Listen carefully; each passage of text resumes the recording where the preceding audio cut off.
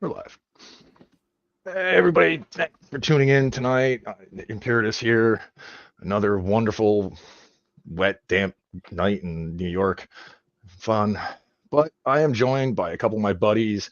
I am joined by Aaron Sparrow and little Chad. How you guys doing tonight? I'm doing great.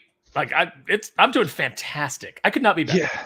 Yeah, you are definitely in a chipper mood tonight, that's for A sure. Not lot that of you good normally stuff. aren't, but A lot you're of good stuff happier than happening normal. today. Yeah, a lot of good stuff happening today, including the announcement that of my backup story in Street Fighter Masters Game Gals #1. I got to write Very a nice. Yuri Han short story, which I am super excited about. It's like I said, it's just a short story, but Yuri is one of my favorite characters of all time, plus my favorite Street Fighter character. So just getting the chance to do anything with her was absolutely amazing, and I can't wait for everybody to read it. Very cool. And what's going on with you, Chad? Oh, not much. I enjoyed Godzilla X Kong. I don't know, Godzilla Cross on. I don't know what the proper It pretty much means pronunciation. verses. Yeah, that's what I mean. I know it's an anime style thing, you know. Yeah, so it's I, definitely a I was very Japanese oriented way of saying verses. yeah. So I saw that. Just been hanging out, doing that kind of stuff. Dude, we did Party Animals on Tuesday, so that was fun. Yeah, it was. Yeah, it was. And then Speaking of a we're couple of playing. our chaos monger in residence in chat, that being Slender Dad. Yep, and we've got the Admiral over there with Smokey. I see him. Uh-huh. And Well, it's Death Admiral. Let's get the full title correct. Or is it Death Skull Admiral. Admiral? I think he said he's choosing not to get the full title because he doesn't want to, lose out his ability to work with the average infantryman. Ah, yes, he's not letting the title go to his head. Exactly. But for those who are wondering what we're talking about there, we're referring to Helldivers. And if you haven't played that game yet, seriously, check it out.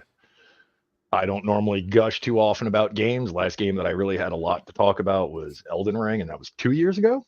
So, kind of leading into what we're talking about tonight, and that's the state of the video game industry and how it's kind of pathetic at this point.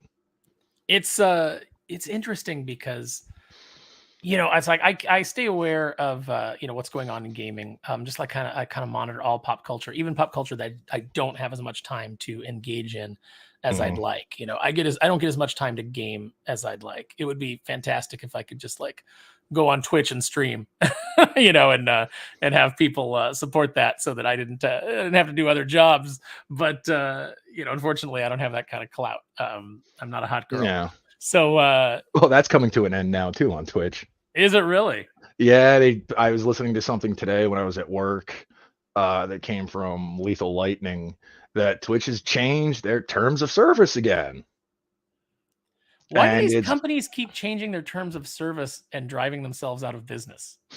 Well, I think what they're trying to do in this case, and I could be wrong, I don't know, I'm not a corporate dickhead, but that they're trying to change the terms of service so it seems like they're doing something so they can say to the advertiser, like, see, we changed the terms of service, we're not allowing this anymore, and well, what can we do? They're finding workarounds because the I'm not. current meta for some of the thought streamers is using their ass as a green screen. Oy. I'll give them credit, they're creative.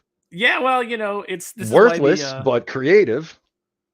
the whole gun argument doesn't work. It's like there used to be an old argument in the GI Joe comic where the soft master tells Snake Eyes, like we all know that he had like a kind of like a corner store gun buyback program where guys would come in to rob him, and the soft master would take their guns away using his martial arts skills, and then be like, I happen to like old weapons, here, let me pay you for it. And he would give them like some money and send them on their way.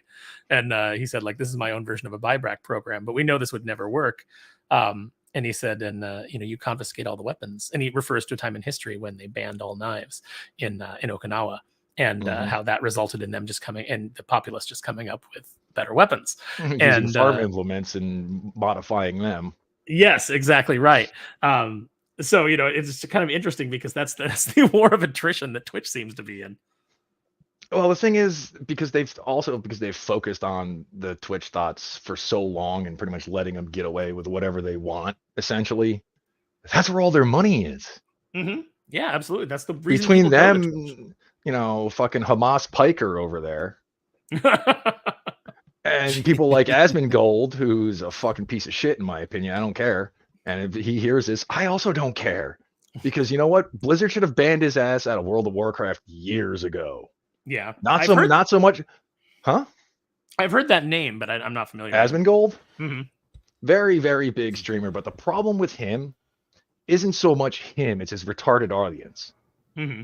Because he can say something and mean it as a joke. They'll turn around and go do it in game. Oh. Sorry, and he can say, "Well, I don't have to police my audience." You're right. You don't.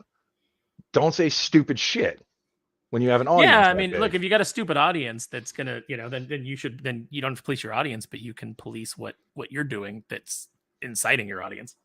Pretty much, yeah. Like case in point, I don't know if either of you guys have any sort of MMO background. Yeah. Well, I mean, I played World of Warcraft for years. Okay, so yeah, what I'm about to tell who... you'll understand. He made a comment about he didn't think it was great that they are doing away with what's known as GDKP. Okay. Which stands for Gold Dragon Killing Points. What that is, what DKP used to be, was you did stuff with your guild, you got points, and you could use those points in raids to get gear. It was a way to make things fair, considering there was 39 other people, including with 39 people plus you in a raid. Right. And if you were lucky, maybe 4 pieces would drop off of boss. Maybe. Usually it was 2. If you were lucky, 3. Really lucky, 4. What they're doing is they're using gold to bid on items in raids, which has turned into people buying gold. Yeah. So they want to do away with GDKP in their seasonal realm. He threw a shit fit about it, saying it was no big deal. Who cares if people buy gold? I don't.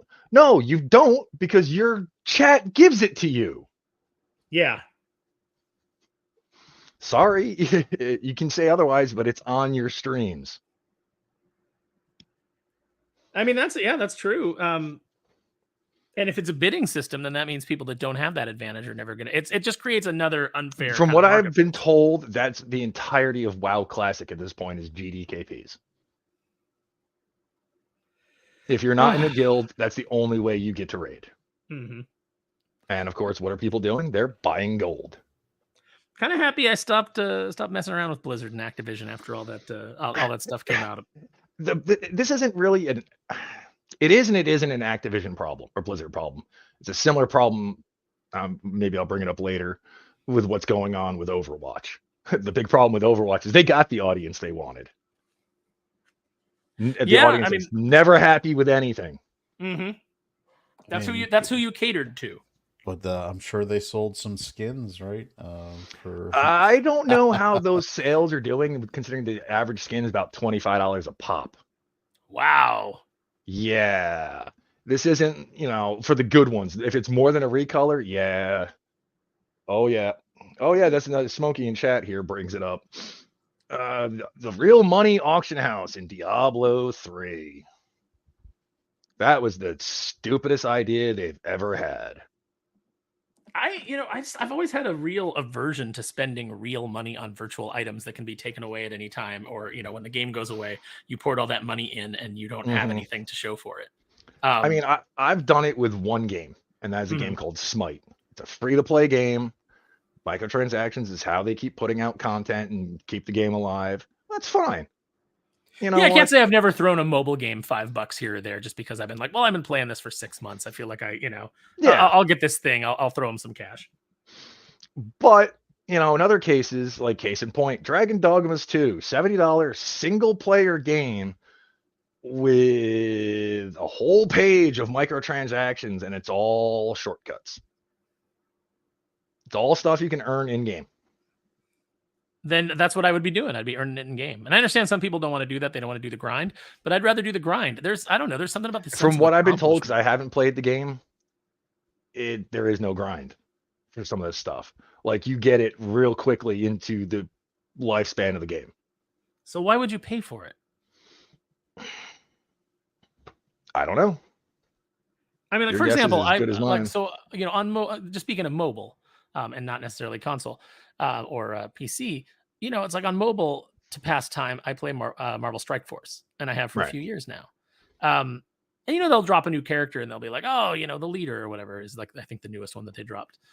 And you can go buy shards for the leader. Like, you can give them $100 and then just to unlock leader all the way up to the top tier of Top his tier, yeah. abilities. And I'm like, I'm not giving you $100. Are you out of your mind? Do you know how many actual action figures I can hustle for $100? I'm not buying a virtual. It's kind of like me with my Gunpla. Yeah, it's like I'm sorry, there's just priorities, and I guess there are whales out there that'll spend it, which is why they do That's it. the problem is there I was gonna because say, do there you know are how much you can get at Ollie's for that $100? I mean, Oh man, Yeah. you can look, and when they start selling those Marvel Eternals figures by the pound instead of by the figure, you'll be able to buy all that crap you want. Hey, I speaking just of keep waiting Ollie's, for the GI Joe to circulate in, and not the like Snake Eyes Origins movie ones. Yeah, I'm pretty upset that I missed. Yeah, I've got some. I don't live back east, so we don't have Ollie's out here on the West Coast. But I'm upset that I missed all those Crimson Guards that showed up at $5 because I next definitely. time I What go the near hell? the one that's by me, Aaron, I'll send you a text and you can tell me what you want me to keep an eye out for. I have appreciate no that. idea how the Crimson Guards snuck in there, because I swear to God, that's the one. Like, Big Bad Toy Store was still selling them for like $41 on a markup. Big Bad Well- Toys was marking them up. Are you sure it wasn't the Walmart exclusive that they were marking up? Because I know It that was- they buy those. Yeah, it was those ones. It was the retro card. Because back. even Oh, okay, everything yeah. I've So seen they at got to Big buy Bad, those. They got to buy those at full retail and to because what I've seen from Big Bad Toy Stores is they'll carry a Gunpla too. Their prices are pretty good on at least on my niche of stuff. Yeah, well, they typically are like right at MSRP or just like $1 or $2 above. Yeah, they're pretty good about that. Oh, speaking since we mentioned Overwatch and you mentioned Marvel, do you hear about their latest fiasco? No. An But they Overwatch tried- style game with Marvel characters. Isn't it? But didn't they just buy into Epic Games? Like, isn't that the whole point? So they can put that shit in Fortnite. I thought that was a Disney buying into them, not so much Marvel. That's Yeah, a but Disney Disney buy-in. is That's a Disney Marvel. buy-in, but they don't But- know what they're doing. They actually don't know what that money is going to be for. It was basically just a thing that Bob Iger could announce so that it kind of staved off the. It sounded like he has a plan so I that it remember, staves yeah, off the hostile takeover. When they announced. Well, now I it, say was- hostile takeover, but you know what I mean, the proxy fight. Yeah, I was like, when they announced it, was like, congratulations, Bob Iger, you spent $1.5 billion to build Disney Infinity, Yeah, and you already had it. you already had it. You dumb mother. Never Well, mind. who put out Disney? Oh, wait, is that the current one or is that the past one that had like the figures you needed? That The was one that the had the past one with figures. the figures, but that was back when Disney had an in-house games developer. Well, okay, so that wasn't like EA or Activision. No, that handling was- No, that was Disney- all them. And it was good. It was a good. I mean, if you liked any of those characters, it actually was a pretty solid, like. Yeah, you got a little collectible as well as stuff in the game. Yeah, I was waiting for Darkwing, man. They kept teasing him, but they never got to him before the whole thing collapsed. Which isn't That's that weird. always the way? Before I get what I want, the whole thing always collapsed. It's kind of weird that Disney doesn't touch Darkwing all that much. In some ways, it's probably good. Well, Dynamite is touching him right now with comic books and their covers. Their editor seems to be fine with covers having stolen fan art, as as examples. I was just tweeting about that tonight. That's So, messed up. well, I mean, look, here's the thing: you can hire a good editor, or you can hire a lazy editor / packager who just phones it in, doesn't care about the end product, doesn't care about the property, just is cashing a check. So the difference. And in when some you cases, hire- there's no that's a non-issue. I mean, that's what I do for my job. Mhm. But I'm not trying to entertain people. Right. I pick shit up and put it down. Yeah. When it comes to Darkwing Duck, one of the only things Disney I thought did pretty good in the last like decade was the DuckTales 2.0 show. I actually Yeah. thought that one, and I actually liked the new version of Darkwing. The way they did it in that show was pretty cool. Within that universe. universe, within that Yeah. universe, it was fun. Well, you know what? The impetus of that kind of the thing back, just to jump back and give some background on that show. The showrunner Frank Angones had James Silvani and I out on a few occasions to view episodes of the show before they came out, and you know, was really cool about like soliciting feedback from us. You know, does this feel like DuckTales to you? You know, does it ring true? And we were like, yeah, no, it's really good. You know, we saw those first couple episodes there on the lot, and there's something that comes into a creative. I've had it, and I could kind of see it in him at the time, where you've been working on something so closely for so long that you're like, you get to the point where you're like, I think this is good, but I've been so close to it now for so long that I'm not sure anymore if it's just me. So you get some outside people to take a look at it, you know, who are that 100% probably happened to the Madam Web people. They were probably like, it's so good. Yeah, that's probably exactly it. But the Sony just didn't have anyone available to come screen it, so that's what went wrong. But one of the things that Frank told me was he said that when he gave his pitch, there were a couple of other pitches on the table, and he had seen them and they weren't good. And so when he went in, he said, "Look, you can go with a pitch that's not great, and you'll get maybe 2 seasons out of it, and then the property will be radioactive for 25 years. Or you can do it right the first time, and you could build a franchise off of it." And that was kind of what they were trying to do, is they were trying to spin off into Darkwing. They were trying to spin off into Tailspin, you know, in this kind of like new universe that they were going to do. It was going to be DuckTales was going to be the Iron Man of the Disney Afternoon MCU. That would have been awesome. They did but they had great threads. They had Gummy Bears threads. They even had friggin' Wuzzles threads if you paid attention. Yeah. I mean, now, Silvani and I were a little jealous because this is all stuff that we tried to do back in the day in the comics and was told no. But you know, it was great to see somebody. Just to answer something from the chat, yeah, Joe, I've actually played on those servers. It's pretty easy to set up too. Only problem with City of Heroes is it's an old MMO, so it's kind of clunky. But still so fun. Yeah, the amount of stuff you can do as far as creating a character, and I enjoy DC Universe Online, like you. Way more you can do than DCUO. By a lot. A lot of the characters in my upcoming crowdfunded book, Kneel Before Doomface, their genesis was in me playing City of Heroes. Because they're characters that I created in City of Heroes, and I tended to create a lot of comedic characters within that universe. Oh, my buddy. Remember when they put out Champions Online? Yes. They had a lot of shit you could do too, but the game didn't do well, so they went free to play. And at first it was just free to play, no big deal. Then they started nickel and diming all the power sets and costume pieces and all this other stuff. My buddy made a combination Luke Cage, Black Lightning, and referred to him as Chocolate Thunder. See, that's fun. You know, yeah. So I played a character. One of the characters that I played on there. So let's see. There's Lord Malignus, who's in Kneel Before Doomface. It's Doomface's brother. There's Agent Silverstreak, who was my like World War II Captain America Nick Fury hybrid, like old war horse. And I wouldn't even like a lot of times I'd log in with him and I wouldn't even adventure. I would just go to the I think it was like Paragon Square or you know, like right there where like everybody would kind of like log into the game and gather. And so you'd have a lot of heroes like gathered around while they were grouping up. And so I started taking that character and I would get up on kind of like this podium area, like this little elevated platform, and I would start telling war stories. And if you remember City of Heroes, when you typed in your dialogue, it would appear over you in a word balloon like a comic book. Yep. So I would start telling war stories and people would start to notice, and like you'd see their character, they'd turn their characters around so they were like watching me. And then you know, I'd say things and then you'd see like all the little lol balloons come up, or you know, like what like their responses. And I started doing that every Thursday night, and I started to draw a crowd. So people were logging in on Thursday and gathering around just waiting for my war stories, and which were all ridiculous. And that's the only way they can be. Yeah, and like people would like make their characters sit down. So it was like everybody was like sitting down, waiting for me to appear and tell these stories. It was a lot of fun. That was just something that you could do in that game that was unique to it. I can remember in my early WoW days, the guild I was in wanted to have this big guild meeting so everybody can, you know, hash out their backstories and all that kind of shit. And my buddy's sitting there and he sends me a message. He actually texts me on my phone. He's like, "Is it just me or is there a whole lot of fucking orphans here?"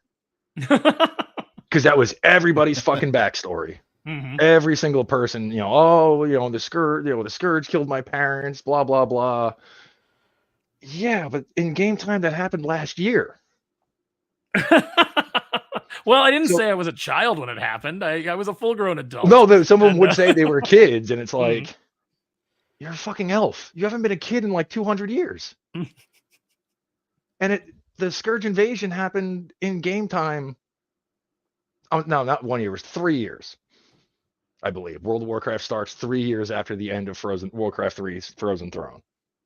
Remember when they were doing was it Wrath of the Lich King, where like they had that undead outbreak occur? They did it twice. They did it once for the original release of Naxxramas during Vanilla, and then they did it again for the launch of Wrath, but it only lasted like 4 days for Wrath because people were complaining too much. Yeah, that was fun. Like people are always bitching. Like, come on, roll with it.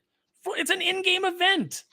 I believe as the one streamer who goes by the name of Preach Gaming, seems like a good solid guy. Did a lot of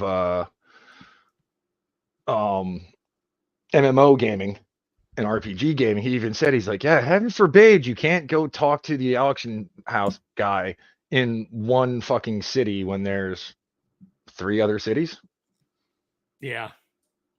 Because that's what most of the complaints were like. Oh, the biggest complaint were the auction house people, the NPCs that ran the auction house were getting killed and turned into ghouls. Stormwind is overrun. Well, you know what? Just go somewhere else. Come on, it's not happening at every point in the game. Yeah, huh? I mean, but then again, at the same time, people weren't complaining when the Blood Plague happened. If you remember that. What happened was in the Zul'Gurub raid, there's a poison dot that you can get hit with that hits pretty hard, or a disease or something like that. Some intuitive players found out that were hunters that if their pet got it and they dismissed the pet and summoned another one, next time they summoned the pet that was infected, it would still have the infection. Oh wow! And it would spread. It spread so bad through the game world. The CDC was using it for models. See, that's great. Like what a fun thing. Like I even remember on City of Heroes when they would have the alien invasions. I can't remember what the alien group was called, but they would come back and do invasions every now and then. And it was just like it was a really fun thing. Like, look, if you want this game to have an element of kind of fun realism, sometimes bad things happen. Sometimes like outbreaks occur, as we all know now, living in this post-COVID world. Joe's Atmosphere, a good friend of mine from another channel, that 70s Rock fan. He's one of the co-hosts, I guess you could say, since we're some of the regulars, had a question for us. So, are we PC or console gamers? All I can say to that, Joe, is yes, as far as I'm concerned. I play on whatever the game is on.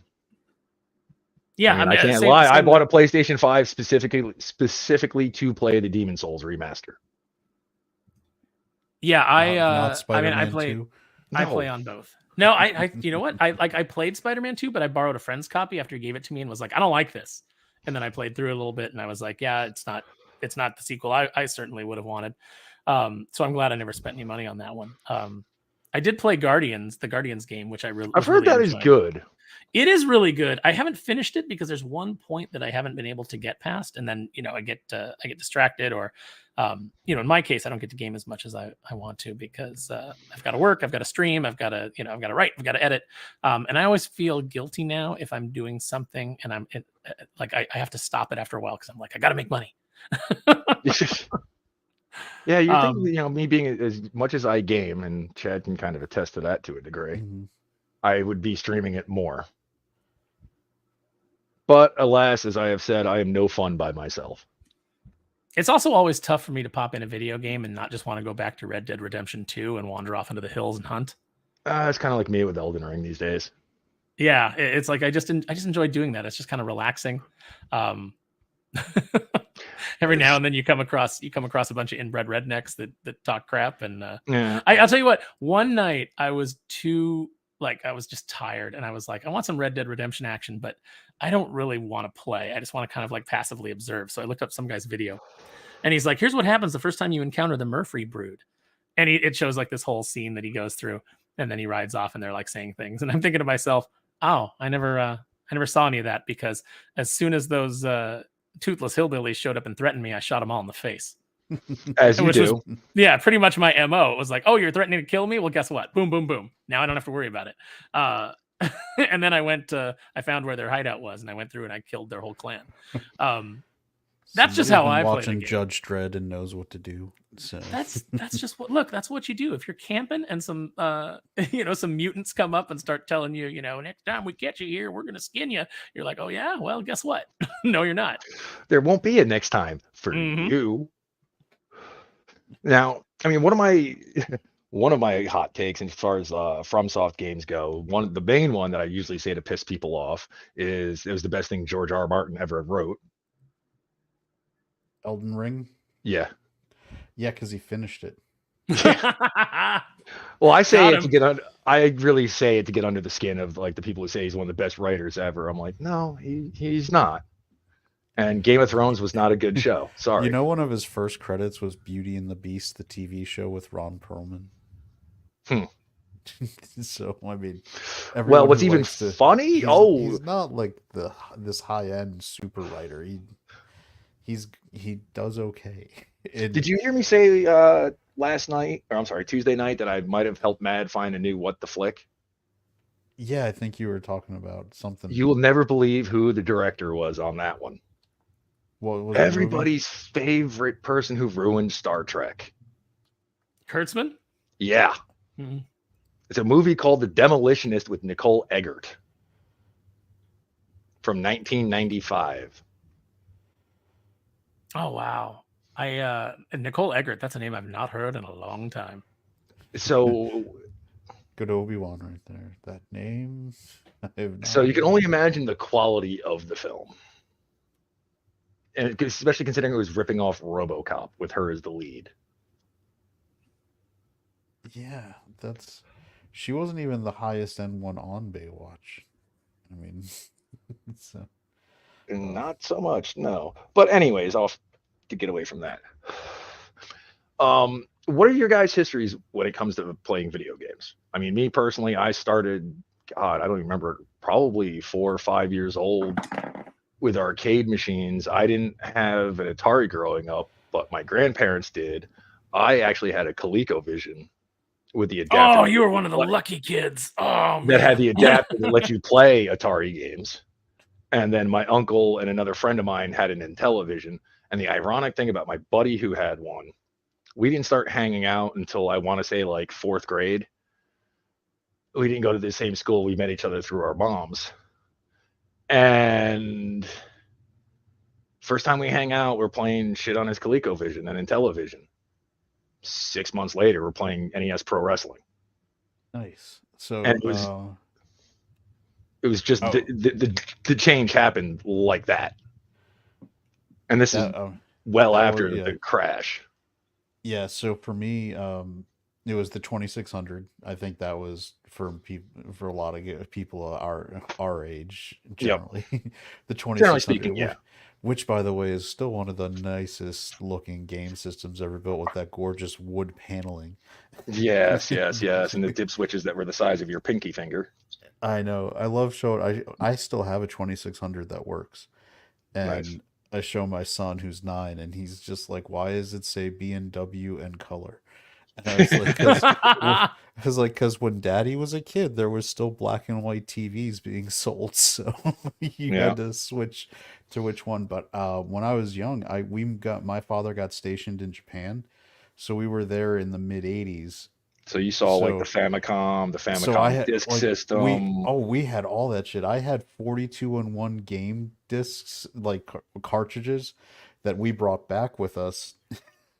So people were like, because in Japan these things were already all over, and because my mother would actually, God bless her, go to Korea once a year to just buy everything for no money, because back then all the factories were in Korea for making shit. So we would get they were making knockoff stuff. So we had like, I don't know if you ever saw them. They were like special ones where they had like an orange adapter with a regular gray cartridge that went into it, and it would have like 48 games for Nintendo on it. And it was great, but it was hilarious. It was like one of them was a Macross game, and it was still all the text was still in Japanese. So Mhm. you just had to guess what you were pressing start to go with. But from the macro, from Famicom to NES in the US when we came back, Super Nintendo, Genesis, first PlayStation. The only system that we actually skipped, there were two in my household that we skipped, was the N64 and the Dreamcast. Hmm. Because we had PlayStation, I went PlayStation to PlayStation 2, so I didn't really, you kind of, that was when you started committing to one or the other. Like you started going into a system kind of choice. Well, the funny thing is, like, the only platforms I never got to play when they were considered current tech was more of the Japan only systems, obviously. Like, I never played a Wonder Swan, which was a Bandai handheld, or the Neo Geo Pocket, which was an SNK handheld. And there's another one that did release over here. Nobody I know had this thing. It was called the FM Towns. Mm. Did anyone ever use, did any, like, I never knew anybody who used this, but with the Neo Geo where you had the cartridge where you could do your save at the arcade and bring it home? No, I did know a guy who did actually own a Neo Geo. Silly bastard that he was. Hey, let's spend the price of buying a whole new Genesis for a single game. That Neo Geo was for rich kids. Yeah, It was it was right up there with that Philips, the one the that was CDI. the precursor to the PlayStation where it was almost the same technology. Yeah, the Because CDI. Sony and Philips were kind of working on it together. So I started with we had a Atari 2600, and then we had an Intellivision, and I saw Jose in the chat talking about Intellivision. Let's see, what did he say? Pong on Intellivision. I didn't have Pong, but I had like That's not Jose. games like, That's Joe. oh, Joe. I'm sorry, Joe's. Like, Joe's oh, Atmosphere. whoe's. Okay, so I probably typed Jose, it wrong too. Jose's not wrong though. That's Spanish for Joe. Well, that's what happens when you grow up in the barrio. Um,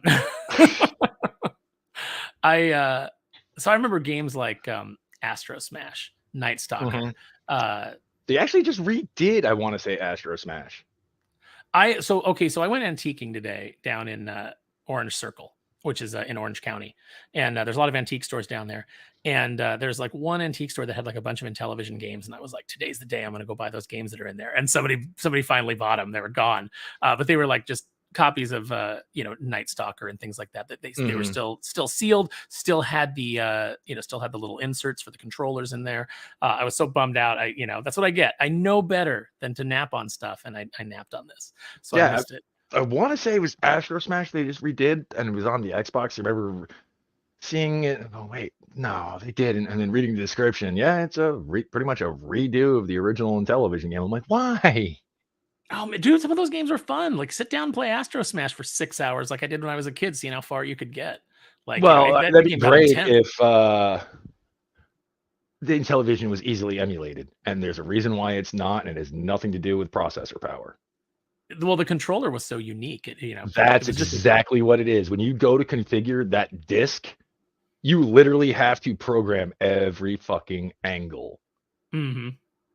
And it's not like, 90, 45, 90, 180, what big degrees like that. Like, no, literally every single increment. Friend of mine got halfway through and said, you know what? I'm done. I don't really care. It's the goddamn Intellivision. I still have my original Intellivision and it still works. I need to speak with you at some point, not on this stream because I'm not going to promote this stuff, about what you can do to a Dreamcast and a Saturn. Oh, that's interesting because I still have all my consoles. I keep every console. So the other day I broke out Guardian Heroes. You can do that will, let's just say, will protect the lifespan of the system. Oh, like making sure the moving parts are no longer there. Interesting. I like. I told you about it one time. I don't know if you remember or not. I remember like us having this conversation. I don't remember the specifics. Yeah, I'll tell you when we're done being live. It's very almost like nice. you'll find out later about another word that ends with later. I hear you. I'm picking up what you're putting down. Yeah, I mean, but it seems we're into an interesting point in this industry's lifespan. And I'm coming from a place where I've seen everything. You know Now what's that interesting? doesn't mean I've played every game. No, I've played a lot. Trust me, I've played a lot. God bless emulators. So here's one of the things that I think is funny for the game people who are really committed to getting away from physical media and going all digital. You're basically training people to be able to pirate your content, Hmm.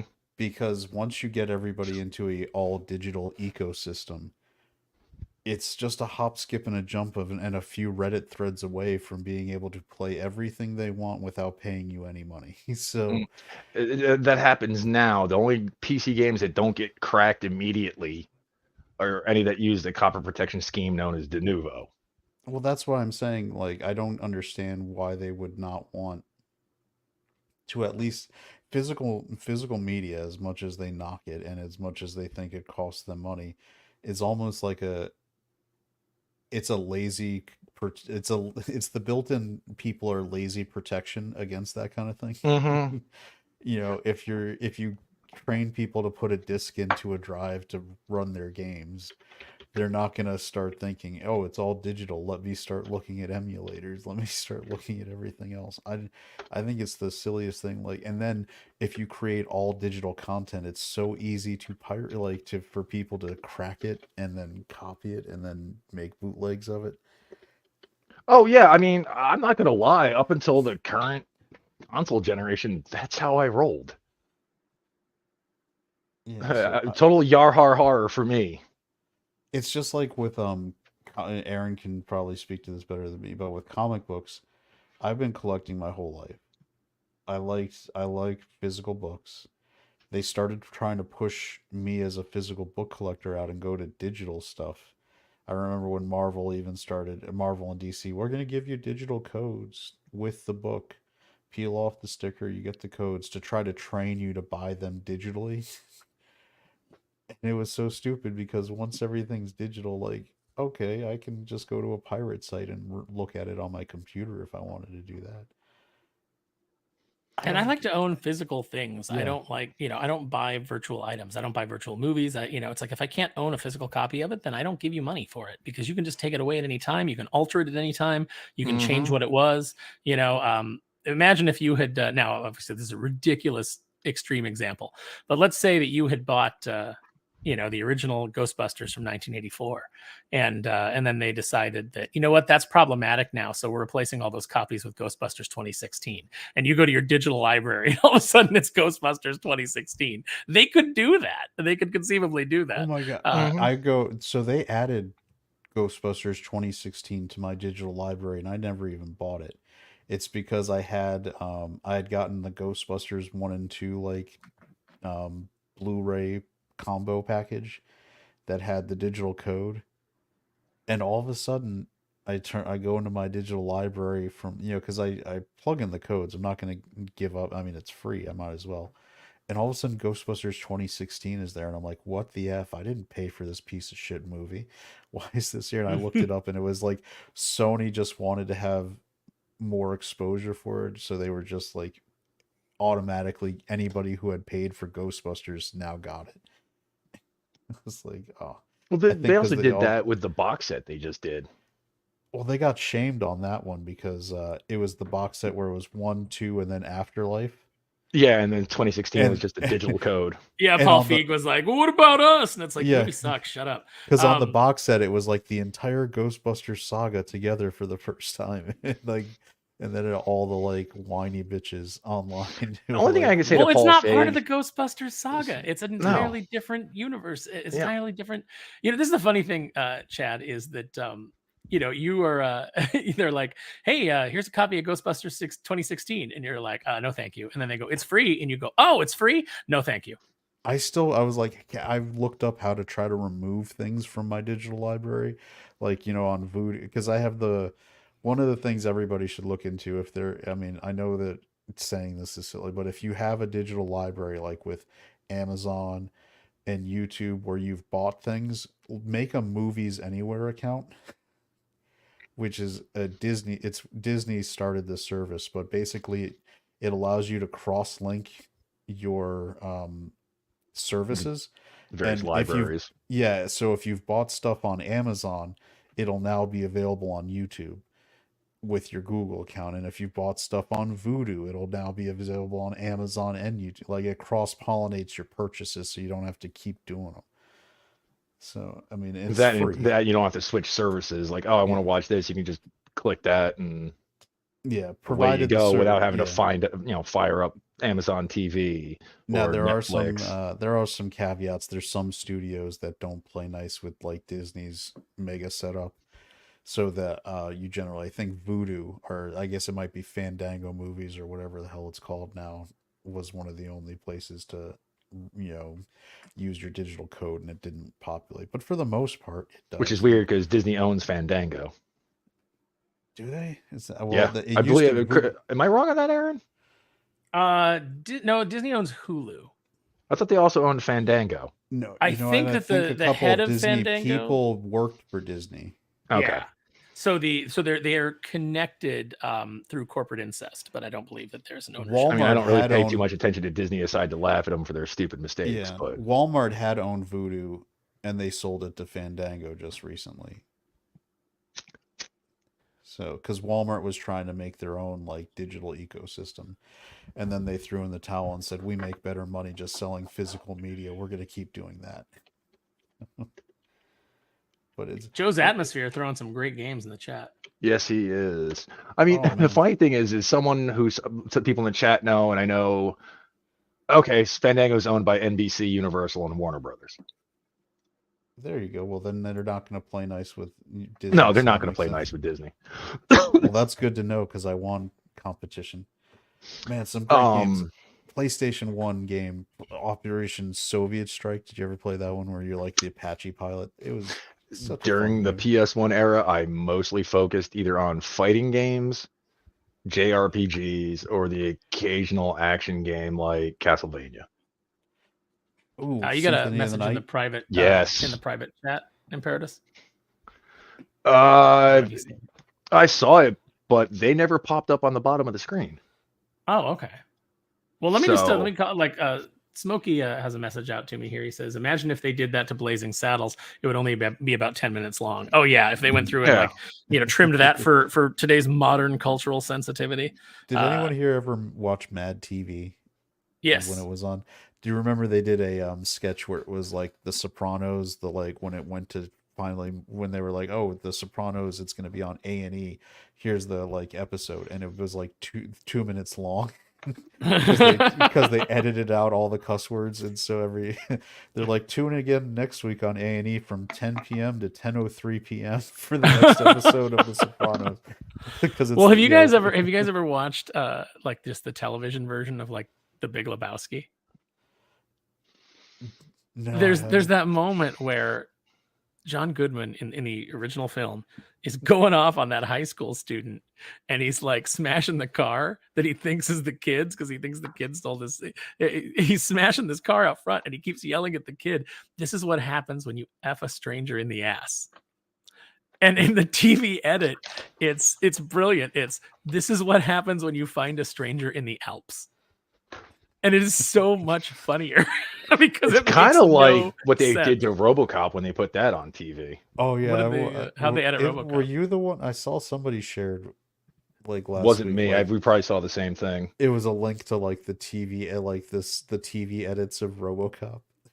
On somebody put it on Twitter/X, whatever we call it. It's so funny because it's like I don't remember what they did, but the one scene where. I can't remember the actor's name, so I just refer to him as Red Foreman. When he was like, "Bitches leave." Yeah, what they changed that to, I forgot what it was, but it's like, well, that doesn't work at all. It wasn't even leave is the best line in that movie.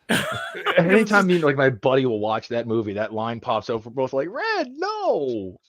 It's delivered so flatly that it's genius because he just walks in with no emotion and doesn't even he just goes, "Bitches leave," like just flat like that. Mm-hmm. And it's like there's so many different ways to read a line, and that is not one that. What's funny is there is inflection, but it's not on bitches. Mm-hmm. It's on bitches leave. Mm-hmm. And it's not. It's very subtle. It's a really great delivery. Yeah. Oh yeah. RoboCop. He was a great villain. probably one of the most perfectly casted and perfectly line delivered movies. Like, because there's so many cheesy lines in it, but every actor is, and maybe it was Verhoeven on set directing them, but every actor is delivering them in basically the perfect way. Oh Yeah, yeah. they're all committed to what they're doing, and that's what elevates a film like that. Because that could have been very easily been schlock, and hmm in some ways it is still schlocky, but it's like genius schlock. It's like, I man, watch a lot of schlock, so it's like Langella in Masters of the Universe. Everyone else might have not been, but that fucker was committed 100% playing Skeletor, and I love the shit out same of with it. Raul. Oh yeah, no, Frank Langella was like he was so good in that. You just his like power, unlimited power, and it's like he did that for his, I guess, his kids because they were like big He-Man fans, Well, and that's also he was into like it. there's someone else who did. Oh, Raul Julia as M Bison. Oh yeah, one of I the best line. Another movie that's got one of the best lines in cinema. For me, The it was day that Tuesday. changed, but for me it was Tuesday. I've used I that mean, on so many internet trolls. It's like I the day mean, that you got me to respond is the greatest day, but for me, it was It was Thursday. Tuesday. Yeah, it was. I mean, Whatever day someone it who's is. a. If you say it's Tuesday on a Friday, they don't get it. I wonder too, in the case with Raul Julia in that movie, if he was sitting there going, "Well, this is gonna suck, but I'm gonna give him the best performance I can." The Mhm. Alamo Draft House near me just played Street Fighter like a Oh, couple weeks ago, and I was seriously considering. I was like, I should go see this. But then I remembered that I went in 1994 to see it in the theater, so I was like, they got theater money out of me back then. It's okay. It's like I was in middle school and I was like, Mom, take me to the theater. What? I want to go see Street Fighter. It's gonna be awesome. And it was awesome, was the right answer. That's what I found. sure, you can keep thinking that.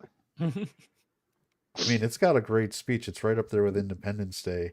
I'm gonna kick Bison's ass so hard the next wannabe's gonna feel it. I always liked the line when they're ready to fight, and Bison goes, "You've made me a happy man." And then, even though the line delivery is terrible because it's Jean-Claude Van Damme, he goes, "Next, I make you a dead one." And I'm like, that's not a bad line. That's not a bad exchange. Do you feel No, like it's. I mean, Raul Julia is like Oscar winner, bona fide great actor, and he's like delivering? I mean, but I think that was. Did he already know he was dying at that point? I Yeah, think. he was going to chemo he was going to chemo and then coming to the set. Yeah, so I mean, he was definitely committed, so his kids would have something they would watch him in and like. So I mean, And no matter what anybody says about that movie, it's always like Raul Julia is, is the man. chef's kiss. Mhm. It's the same thing with Frank Langella in Masters of the Universe.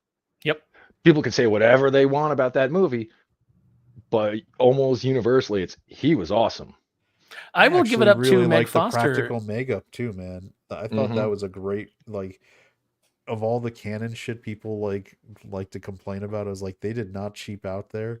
The makeup looks fantastic. Well, in true canon form, that's where they blew the budget. Well, yeah, that and That Superman in the 4. throne room set. Yeah. I give it up to Meg Foster too. I thought she was a spectacular Evelyn, and she has She those was, like yeah, she has those pale blue eyes, and it just like really worked. where it's almost like a gray. Hmm. It's like because she was that's why she was also good in Was It They Live, where she was the reporter or TV anchor or whatever she was. Hmm.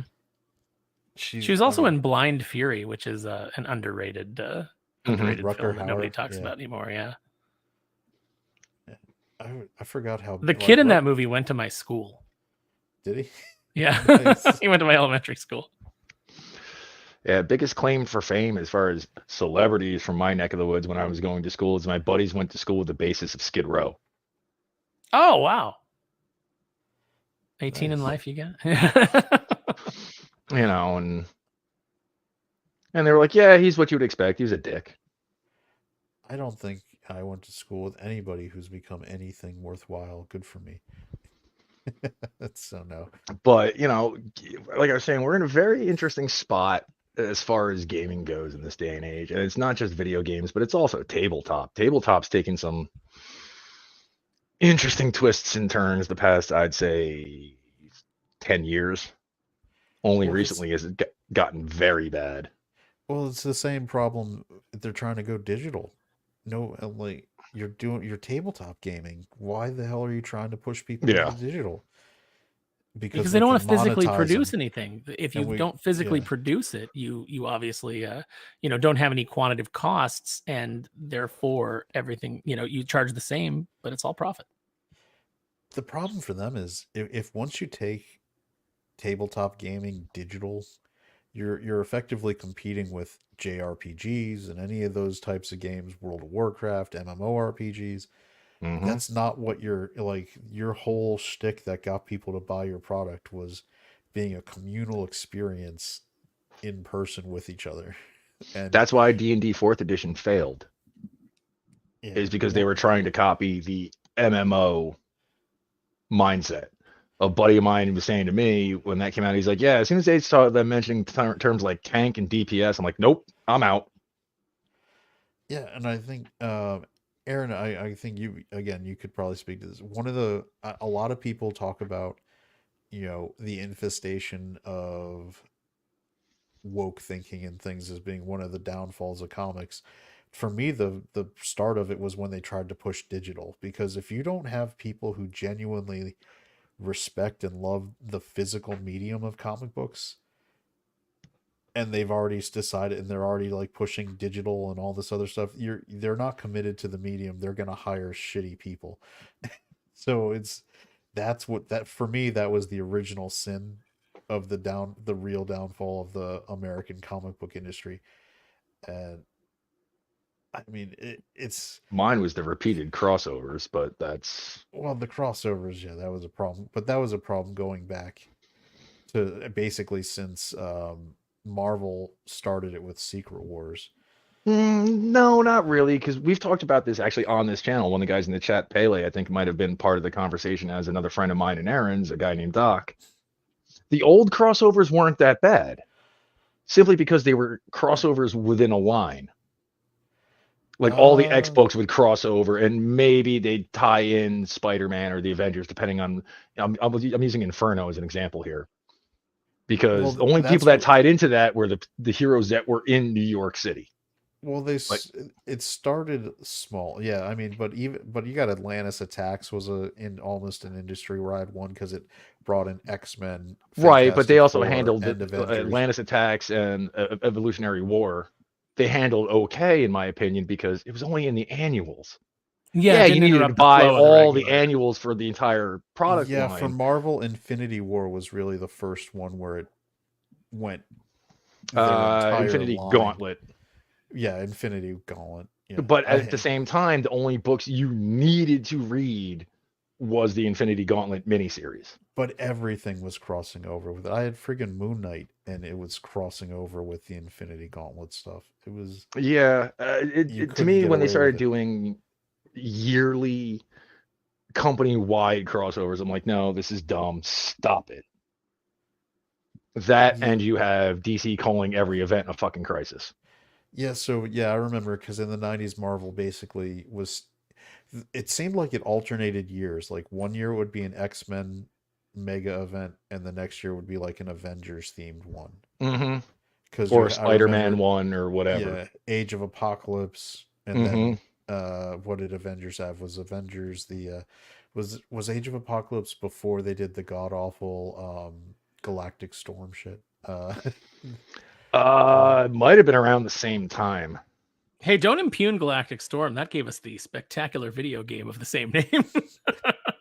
Ugh. I've played it. It's not good. Plus, No. they were always disrespecting my boy Darkhawk, who, by current year standards, would be the best selling comic book in all of the industry. Uh, Never got enough credit.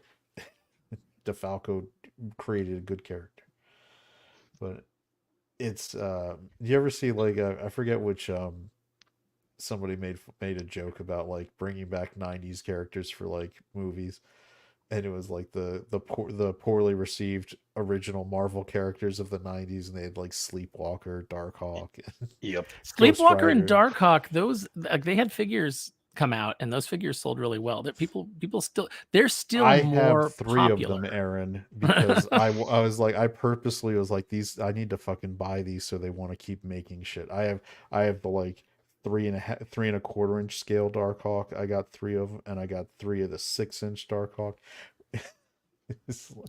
Yeah, no, it's those characters are more popular than characters today that they keep trying to get over and failing, like Miss Marvel. Yeah, but we can't forget though, there have been some pretty bad characters even before the current run of crap. Well, Lest we sure, like forget okay, like Contest of Triathlon. Champions 2. Remember how that turned out when we got characters like Leprechaun? Yeah, that wasn't good. No, I would say characters like Kurt Busiek created a lot of terrible characters for the Avengers. I always make the joke, who was the worst member of the Avengers ever? And follow-up question, why is it Silverclaw? Triathlon sucked. Mm-hmm. Oh, Triathlon was a joke of a character. I It wasn't even that he was a bad character. The name was terrible.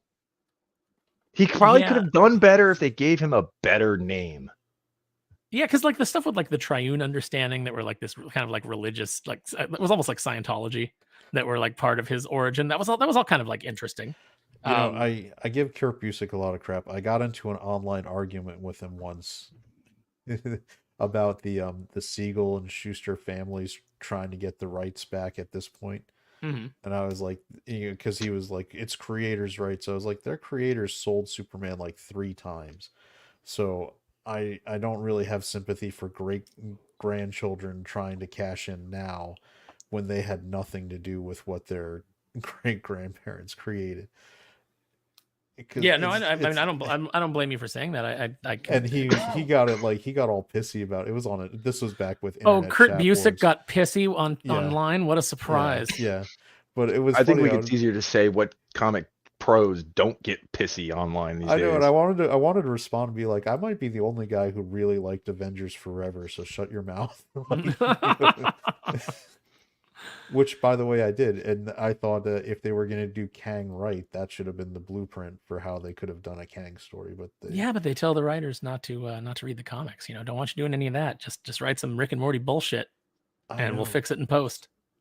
Yeah. Plus, I don't think they wanted to get into the whole Kang's kids somehow date raping Miss Marvel and getting pregnant with himself. Yeah, like I understand understand how you'd want to avoid that. There's definitely things in comics. Hey, notice they've never done don't have any plans on doing the Korvac saga either. Yeah, and I don't think you're ever going to see Mockingbird cross paths with Phantom Rider. You know what? I should take that back. That was another thing. I don't know. I guess it was technically Disney, which was Avengers: Earth Mightiest Heroes was a really great Avengers cartoon. Like one of the most comics accurate of like as inaccurate as it was. Like when they shorthand stories, I was like, man, they're really going there with a lot of shit. This is awesome. It's strange to me that you can't have a villain be a rapist, but a villain be a serial killer or a murderer, you know, where you effectively end a life, you know, and I'm not obviously I'm not defending that in real life, but in fiction, I think it's always a problem when you take something out of the writer's toolbox. Obviously, as an editor overseeing a story where something like that happens, you need to be able to treat it sensitively and have it not just be sensational.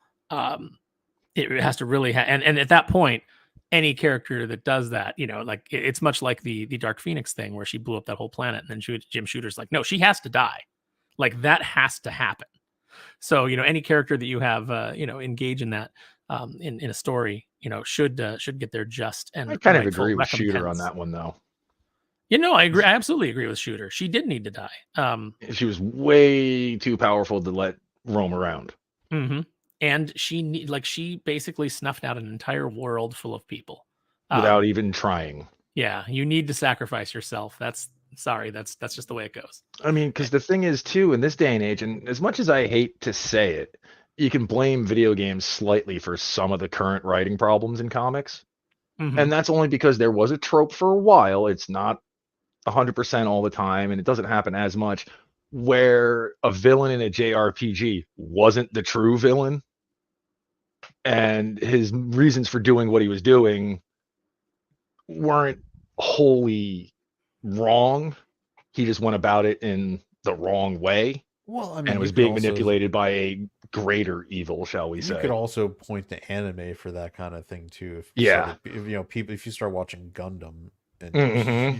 I mean, Oh yeah. Oh, I know. if you do Universal Century, you're gonna get Yeah, that basically with right Char. there with Char. Well, the best Um, villains aren't they all? They're always like I like a good mustache twirling villain. Don't get me wrong. Like a Negaduck. He's Mm-hmm. evil for evil's sake. He's oh, evil I because he love likes it. Negaduck. Yep. But when you get a character like, say, like okay, so Bushroot would be a very sympathetic villain. Um, when you get a character like Magneto, you can Well, they understand. retconned him to be sympathetic.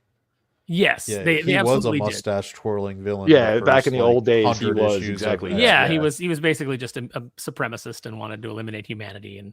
But then once they gave him kind of the Holocaust backstory and things like that, and started drawing those allegories, you could really like Was Claremont the understand. one who did that? I want to say that he was, Yeah. The only because thing at that point you understand his motivation, his goal of never again is a noble one, but his goal of never again by wiping out all of humanity and only Right. leaving mutants, that's the overstep. So And yeah, I they feel also like did open up some really good story options though too by doing that retcon with Magneto, because any interaction he has going forward with the Red Skull yeah. are usually Those are pretty intense. my favorite issues of Captain America during that time, and that Red Skull issue is amazing. I mean, as much as I slam on DC for some of this current stuff, what they did that one time when I think it was the DC Marvel crossover when Joker meets Red Skull, Hmm.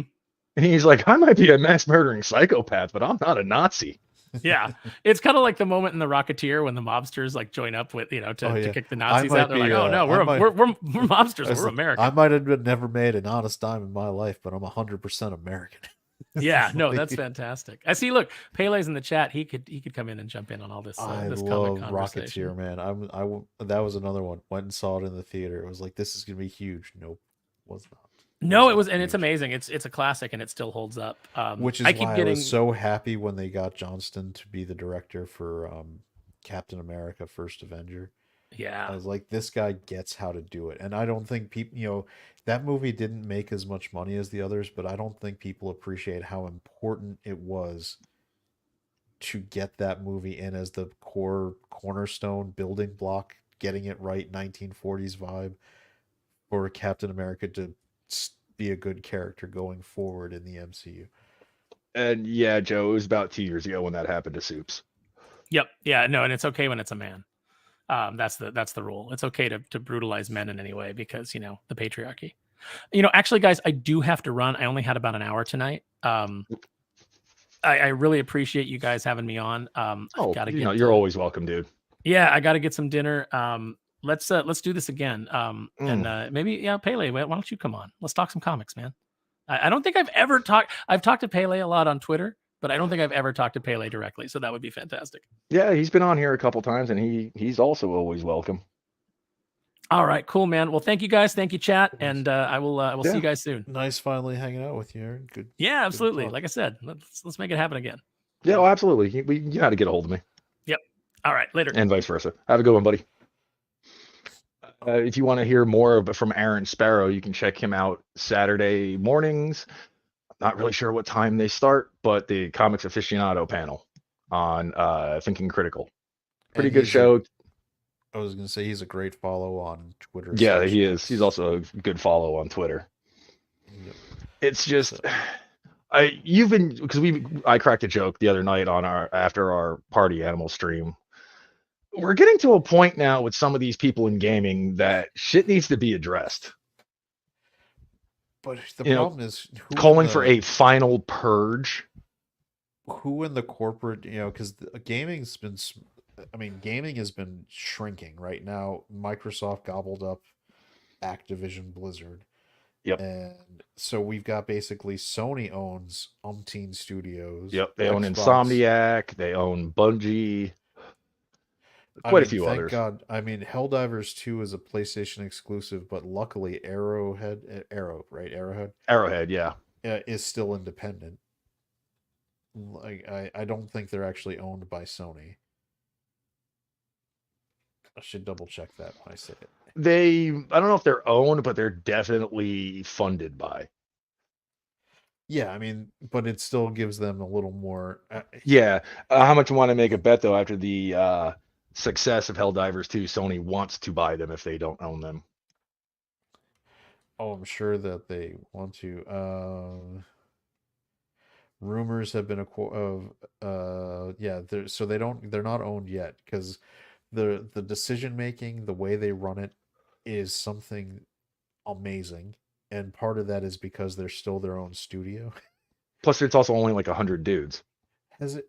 I'm trying to think if there's ever been a situation where after a studio got acquired by Sony or Xbox, they've actually done better. And the answer to my recollection is no. They've none of these studios have ever done Yeah, you're better right. after even was it Microsoft buying Rare. Yep, they killed that. I mean Bungie. I think Bungie's just killing themselves. They just so happen to be owned by Sony. Well, no, Bungie when they got acquired by Activision was terrible. Mm. Yeah, that was a bad one too. And the funny thing is, when Blizzard was bought by Activision, I remember saying like it may be okay now, ain't gonna be good in the future. And now it's even worse because we're two steps forward with them being a Yeah. Microsoft Oh, and Joe, company. it wasn't someone from Kotaku who said that. It was someone from the BBC. BBC, yeah, a non. She now says she's non-binary, so she gets ahead in the world. Uh, Who also it's has contracts with a lot of other people. And from what I've hearing about online and laughing, people are taking a page out of the leftist book oh, and sending emails to their employers. I think we should do that I do because too. you know what? Like, like It's what's all really funny being principled doesn't even do anything to you. because the funny thing, well, yeah, being nice is how we got here. The thing is, like, for example, people have said like they've contacted EA about the one chick that made the comment about I have, all non-white men here so we can all feel safe and blah blah blah that's working on the Black Panther game. And I've seen people screenshotting emails pretty essentially saying do something about this because otherwise you're either going to end up with a lawsuit and or a massive financial flop. Yeah, Because one or two or both could happen. Thank you, Courtney. I appreciate it. Um, so are these people fucking stupid? I mean, like with the head marketing chief of Microsoft coming out and pretty much essentially slamming white straight men.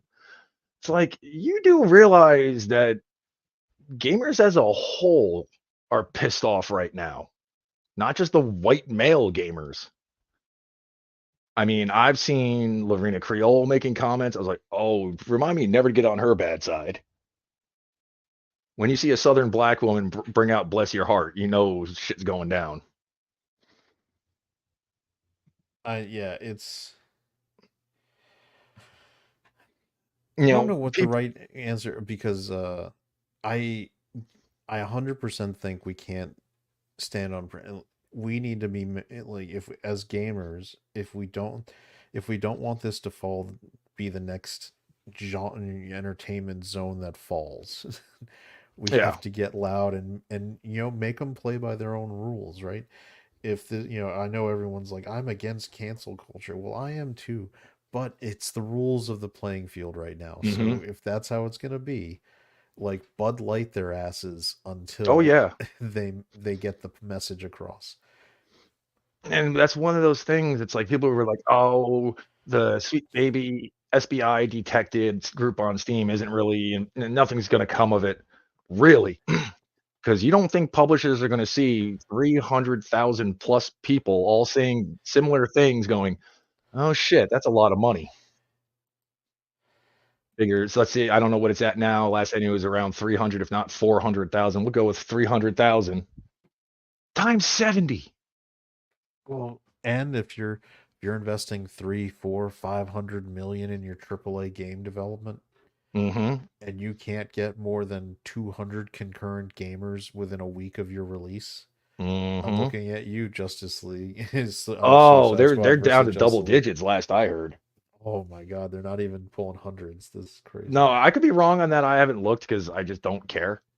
Well, I doubt it's pulling more than it was before, so you're probably right. No, I mean, it's been a straight steady decline for that game. And yeah, Smokey's not wrong with what he's saying in the chat about Microsoft coming out and essentially saying they want to ban curvy women. So we're hitting a point where we've really, not just as gamers, but just rational people. Sorry, I said this to the guys before we started streaming live, and I'll say it again. I don't care who you are. I don't care what you are. You could be any skin color, any fucking sexuality, any religion. The only two things I ask is A, don't be a fucking zealot, and B, don't be an asshole. It's really not hard. And my definition of asshole is relatively, you know, you really got to say some shit to get me wound up. As hey, you've seen yourself, Chad. You guys fuck with me pretty mhm. hard on Tuesday nights. We all do. Party Yeah, animals is everybody not gets for fucked the with, faint of but heart. no one gets mad. Has anybody legitimately gotten angry from the trash talking? Slender. He doesn't count. He's mad at the world. He is a suicidal bunny after all. Oh, I makes don't me know what's laugh. going. Oh, I just pulled it up. I don't know what's going on with Suicide Squad. Over the last couple days, they are jumping up to a whole 2,000 to 3,000 gamers playing it. They That's must have got released in a new country or something. either that or they found it somewhere to get it on a really, really, really cheap sale. Maybe that's it. Because prior to, like, I all this, also wonder too, and this could be a thing. I wonder if it got bundled with any video cards. it's probably all right. So I'm looking at it, and so Thursday, that's today, right? Up until like noon today, it was the same as it had been, where it's got somewhere between 300 and 500 players, dipping down as low as 129 at some points. And the And only then other all thing I the can think of is what season is it? Tax season. People are getting their tax returns. People are going to use that lump money to do something for themselves in some cases, like, oh, I don't know, upgrade their video card. I don't, it's just weird. It's like And all a of a lot of sudden video cards will come bundled. Like when I got my video card, I got like Ghost Recon, Wildlands, and Borderlands 3 with it. I'm gonna here. Let me check. Like, look at this chart and tell me it doesn't look suspicious. You can add it to the screen. Yep, yep. It's just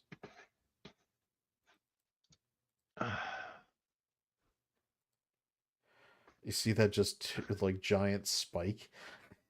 Yeah, it might be. I know it was on sale recently, like the Steam spring sale, but it wasn't that cheap. Because look, this is the whole week leading up to it. It's just fluctuating, pretty steady within a couple, max a few hundred people. Look down here, you're right, down as low as 73. 73, yeah. What's Think it like about that. for the month instead of the week? Still got The that sharp spike, the but previous high was like 1,000, and that was almost like the beginning of the month. It's this is all to then just today. That's so. I think you're right. I think it must have gone on mega sale, and people were trying it. what it really comes down to, folks, is don't, first off, judge for yourself if you want to play something. Don't, I mean, if you have, no, it's not on sale right now. Oh, wait a minute. It is. The digital deluxe edition is on sale for, God damn it, where'd you go? For $35. So that could be it, because I did see a lot of people say they'd be willing to play it, to at least go through it and play it in the story. They didn't care about, end game playing with people and all that shit. But it had to go on a massive sale. I would say a 50% off sale for a lot of people would be considered massive. Yeah, I mean, this is still not like for how much did they probably? I think they said came out and said it was like 500 million making this game. Something like that. Yeah. No, I don't think it was that much because I think Spider-Man 2 still has the highest uh budget. Like the budget for Spider-Man 2 is the equivalent of all three of the, or like both of the Andrew Garfield movies or something like that, or all three of the Tobey Maguire movies. I forgot what people said it was. That's crazy. Yeah, and you don't. I mean, we've seen things both in movies and gaming. The budget Godzilla minus one had. Okay, if you're not a kaiju fan, might not be your movie, and that's Let's see. fine. Let's see if we can get the Oh Helldivers God. 2 like still 39. Uh there we go. Right Yeah. now. Right now, 245,000 people. And Fizchozo, yeah, that is kind of a niche thing these days. If I happen to come across any good ones that are any good first person RPGs, I'll let you know. A first person RPG. I haven't seen one of those in a long time. Yeah. I mean, we're at a point where a few years ago I'd be excited about a bunch of stuff, the upcoming WoW X pack, various other games. Now, past couple of years, let's see. The most anticipated I think I had recently was Elden Ring. And after that, it's been the DLC for Elden Ring. I didn't even know anything about Helldivers until you guys started talking about it. Man, that And game has just taken over too, man. uh-huh. And Joe's got another comment too. How pissed were the AAA studios when it came to Pal World? Think about it. Like the two biggest successes by far this year so far, Pal Have World been and double A Helldivers titles. 2. And though you know that they're more successful, and that also means the profit margin has been ridiculously high. Mm-hmm. And here's another one for you. Game companies finally got smart when it came to FromSoft. Yep. Don't release shit near one of their games. Do you remember the salt that was going on from game journos and big AAA people who worked at like Ubisoft and shit about how Elden Ring was blowing Horizon Zero Dawn, the second one, out of the water in sales? Well, it also helps that they fattened up. Never mind. I won't Yeah. even. I mean, but that's also a But here's the PlayStation thing: exclusive they were console that game. the people who decided when to release those two games are fucking morons. One, the first one came out next to the Switch and Breath of the Wild.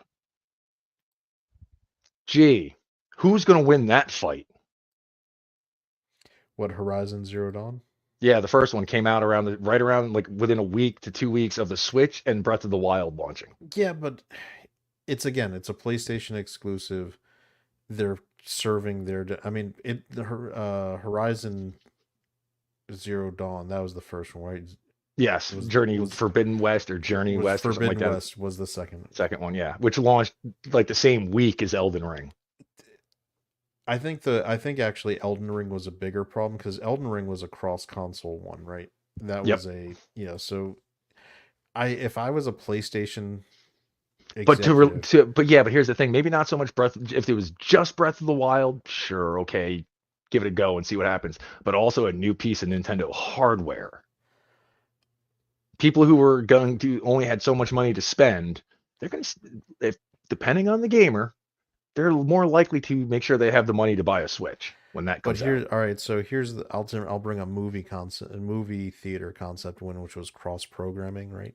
Mm-hmm. If you're a Sony executive and this is an in-house title from a studio you own, and it's an exclusive for PlayStation, you purposely put it out against the Nintendo so that the people who are PlayStation ecosystem Yeah, the PS. fanboys, Yeah, so no, I they have agree. something that they are going to buy and be happy with on your system, so they don't look right. That it was going to do fine on PlayStation. You put it out so that you don't lose. The people who are going to go out and buy a Switch were already planning to go out and buy a Switch, and they were going to play Yeah, Zelda. any new IP coming up against one of the behemoths in the game industry is going to be a hard sell, though. Yeah, but Horizon Zero Dawn sold really well. It It did did. well. It did. I would now, on the other hand, Forbidden West coming out against Elden Ring is stupid because that is being sold on PlayStation 5 consoles. Well, the other You thing are though now too was I think some of these or the publisher was PlayStation like, oh, it's a 4s or FromSoft whatever it is. game. You know, it's niche. Not I don't entirely wrong, Oh, but Elden Ring people like the yes. I don't even play that shit, and I knew that Elden Ring was going to be huge and was coming up. So Hmm. like I'm not I when I gamed I tended to number one I was a console gamer up until recently, until I got shamed into being part of the PC master race. Yeah, Um, our friends will do that. Man, will they? Uh, some people might be able to go look up some old gaming stream on Mad Mardigan's channel, Oh, jeez. where I was running on a Surface Pro Conan. Oh, oh, that must not have been fun. Oh, it was hilarious because there was one part where me and Mad were going to Slender's like northern base that he had built, this mega base into the mountains, and we're on our horses and we're just going, and I'm just looking at the map from like where the waypoint is, and I'm just going with the most direct path, and I'm like, because I'm on a Surface Pro, shit isn't rendering, Hmm. so like I'm apparently going through the most chock full of like end game boss level character zones. And nothing's rendering, and I'm just trotting right through with my horse, and Mad's following me, and he's like, "Oh my god, they're one-shotting me."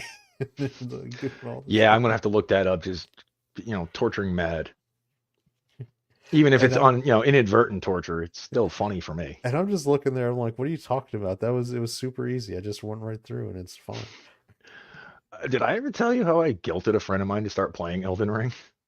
No, how'd you do that? So he's sitting there. He's like, I don't know. I don't really like FromSoft games. I tried Dark Souls, couldn't get into it. I'm like, dude, Anna, that Star Wars girl, and Kristen Nova are playing it. And he's just like, you're shitting me. I'm like, go look it up. He did. He went, oh, motherfucker. He's like, oh, I can't bitch out like that. I can't. He's like, two women that are probably half my age are more than willing to play a game that I'm sitting there going, oh, it's too hard. And then he turned around and beat it 3 times in a row. Just because people say a game's hard doesn't mean it is. That's been one of my other quote unquote hot takes about FromSoft games. They're not hard. Challenging, sure. But if you grew up in the era of gaming like you and me did, Mm, most games were hard. don't even tell like the. Do you remember the Batman? The movie tie-in Yeah. video game And that I got all like. the way up to the end, and that last stage was an absolute nightmare. Oh my god, was it like? Jesus Same thing with Christ. like the original Ninja Gaiden. I rented it for. Oh fuck, Ninja Gaiden. I So played those that who so aren't much old enough trying to to beat it. remember this, there was a period of time when you can rent video games. And I rented the original NES Ninja Gaiden, which has a reputation of being insanely hard. And I was able to get to the very last stage. But that last stage turned into an absolute nightmare. I couldn't beat Ninja Gaiden until I had my Game Genie.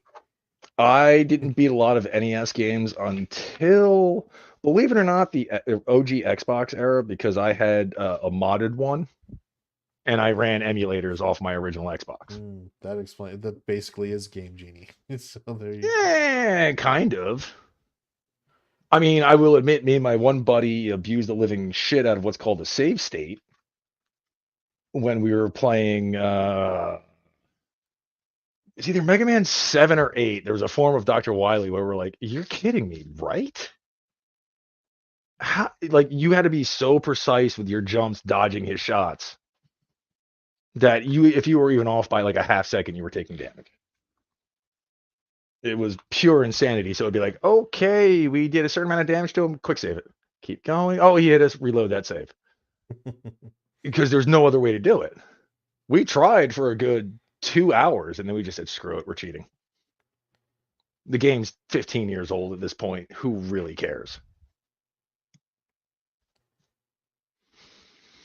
I mean, Yeah. hell, even 70s picked up Elden Ring. And he's progressing. I've only helped him, honestly, with a boss. I helped him with a couple other things that weren't boss fights. And that's it. He's been doing everything on his own.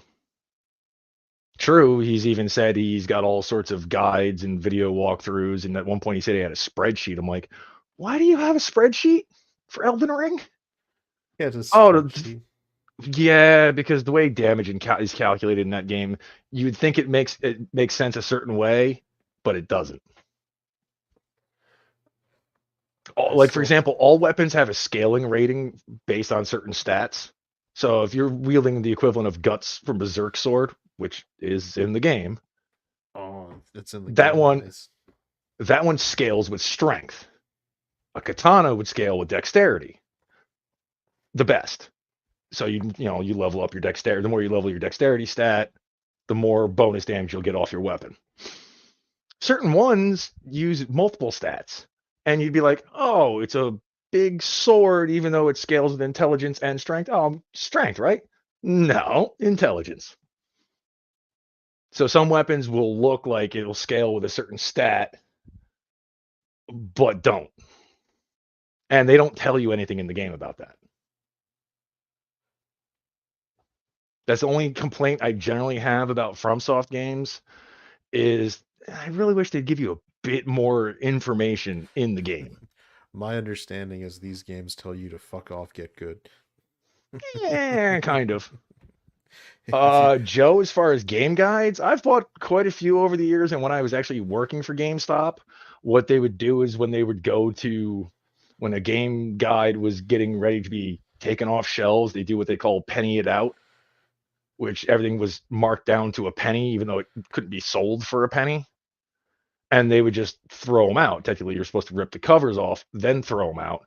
Most of the managers I had were just like, "You want them, take them." Yep. I used to because it back before the internet got really good at it, game guides were a must. I Mm-hmm. used to get like I had the one for I got day one when I got Grand Theft Auto Vice City. I was like Mm-hmm. I'm buying the game guide with it, and the game guides used to be nice. They weren't Mm, just oh like yeah. level guides. They were really cool stuff. I still have them in there. They still make them. Like I do know, like for example, bringing it up again, the game guide for Elden Ring. You had your normal, floppy version. They also released a nice leather-bound hardcover version. They do that for the Zelda games too, and those are usually pretty nice Hmm. books. And the thickness of the Elden Ring guide, you could beat somebody to death with it. Which kind of makes me go, why? It doesn't need to be that thick because yes, there's a lot of info for the game, but a lot of it's repetitive. Like they repeat some bosses a dozen times throughout the course of the game. So they do the same attacks. It's like, oh, this is the same as this, except it also has it can also add rot damage. Like, oh, okay, so why do you have a whole page on it? FromSoft games are weird in the fact though that they have such this diehard community around them of people who just both play and enjoy the games, and then the crazy people who dive into the lore. There's a guy out there who goes by the name of the Tarnished Archaeologist, where he applies his knowledge of archaeology, he went to school for it, into dissecting stuff in the backgrounds of the FromSoft games. Like he'll take a piece of like ruined architecture in the background and start talking about how like this arch style of art kind of shows that it was an older civilization. This wasn't from the current civilization, and yada yada yada. It's like, oh wow, you've got a lot of free time. It's cool, but you've got a lot of free time. Yeah, I mean, I can't foresee ever getting into that level of detail. People go very much so into detail like that with the FromSoft games, but the scary part is it's there for them to dig into because of how they tell their stories and how they structure their worlds. One thing I'll give them absolute credit on, you can't really say so much about it when it comes to Elden Ring, but Dark Souls 1 and Bloodborne especially, their map design was fantastic. because with Bloodborne as the example, it was pretty much took place in a city. So a lot of the areas all wrapped in on themselves back into other parts of the city. And then you had a couple outlying areas and so on, but the way everything just wrapped into itself, like, oh, what's this? Where's this gate go? You open up a gate. Oh, it's like, oh, hey, the safe spot is right over there. A lot of shortcuts like that. The original Dark Souls was all linked together. And the other thing that they do in a general sense, it's not 100%. It's probably closer to like 90%. If you see it, you can go there. Like a lot of those crazy vistas you'll see people posting from Elden Ring, and like that Harry Potter school off in the distance, or looks like Hogwarts off in the distance. Yeah, you end up there. It is. It is always fun when you have a game that'll let you do that. Like if you see it, Mm-hmm. you can get to it. And yeah, in some cases you'll see something, you're like, hey, I wonder what that is, and you trot your horse over there, and it's nothing, but it's cool that I got here. It's and like we were saying, something does have to happen, and I do think we're on the road to something happening. As far as the game industry is, how many more complete and absolute failures are the publishers going to tolerate? Well, that's where the consolidation comes in because I feel you're almost getting when Microsoft and Sony are covering for the Yeah, but studios how now, and many? they're For example, say Microsoft owns 10 studios, all 10 put out a game, and 7 of them are financial failures. Whether or not the game's good, bad, woke, not woke, doesn't matter. The game just doesn't sell for whatever reason. 7 out of 10 of them are financial failures. Shareholders and stakeholders are only going to be quiet for so long. And last year alone, how many games flopped? A lot. I know Some Sony ended up laying off people from Insomniac after they put out Spider-Man 2. because they barely. I don't even know if they made profit. If they did, it wasn't much because of the budget in making the game, and then you add in the marketing. But and what's weird too is Insomniac has the license to do all the Marvel games for Sony, with the exception of Black Panther for some reason. That EA got that. Really? I hate Yeah. EA so much. I mean, Well, I did. Joe made a comment about that he thinks the biggest game this year is going to be the new NCAA football. Well, And he because might be right. since they haven't released one in forever. In like a decade, at least, You if know, it's not just gonna longer. be a reskin Madden, though. That's what I don't get with people. I mean, NCAA used to be a different. Like, it's hard because people No, tell I know me, what you're saying. yeah, NCAA did not play like Madden. yeah, exactly, and it was really cool and unique. I remember in the where you could create your character and then draft them into Madden, Hmm. which was a fun. I wonder have they said if they're bringing that back? I would imagine they would, because they have stuff like that even in Madden now. Well, that's the thing. Madden that's where I get it. Like Madden incorporated a lot of those features just into Madden. Oh yeah, yeah. I would imagine they would. I know they're going to have to do something because it's going to be might be kind of hard for them to pull their ultimate team shenanigans. I don't know if you've played any EA sports games in the past 5 years, but what Ultimate Team is you buy money for card packs that have players, and you put together a team out of that. And in some cases, oh yeah, 10 years ago, 14 was the last one. And it cost hundreds on eBay Really? No for kidding. NCAA. Yeah. Wonder if it'll even work now. Well, yeah, if you still have the old hardware, That's true. and That's another thing. depending on the platform, it can be emulated. Yeah, I really wish the live service aspect of the sports games was gone. And that's what Ultimate Team is a live service aspect. And they focus so hard on that. Like I have a buddy of mine, I do a lot of gaming with, although he's something else. He doesn't want to buy Helldivers because there's too many good things coming out this month. Really? Where? Number one. Number two, oh, he didn't like the fact there wasn't enough enemy variety. That there was only 2 to 3 kinds of bugs and only 1 to 2 automatons. I'm like, 2 to 3 kinds of bugs. He has not obviously played it. No, he's only seen footage or stills. He doesn't even know about. I guess he'll never know the joy of trying to fight a Bile Titan. I mean, if you want to call it dropping multiple orbital railguns on them. Joe, I don't know if they're doing Ultimate Team in the new NCAA.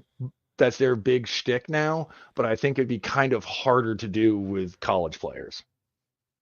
And with the various rules and laws as far as, even though some of those have gotten revoked and changed over the past couple of years as far as what college players are allowed to do as far as financial gain.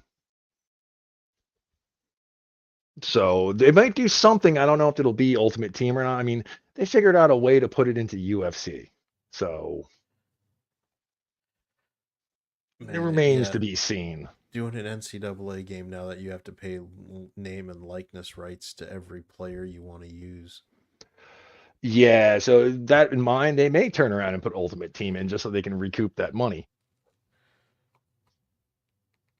Yeah, and I was for the longest time a major WoW player. Like that was my game. That's what I played. You know, there would be times when I'd take a break and I'd play other stuff, but for a long time on a regular basis, I played WoW.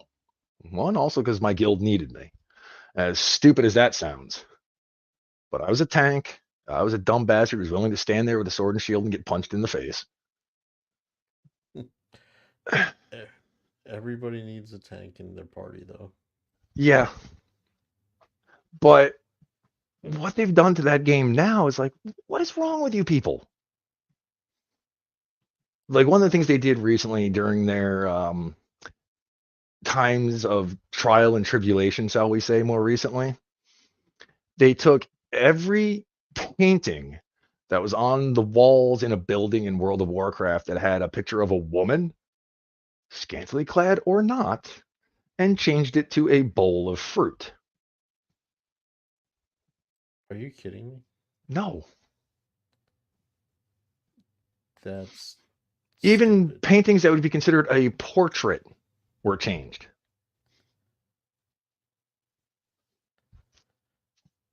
To a bowl of fruit. Mm-hmm. Or something equally non-offensive. Just, to avoid that male gaze, clearly. Obviously, because that's what I spent my time doing, was scouring the walls of buildings in an MMORPG. Trying to find something, sexy to look at.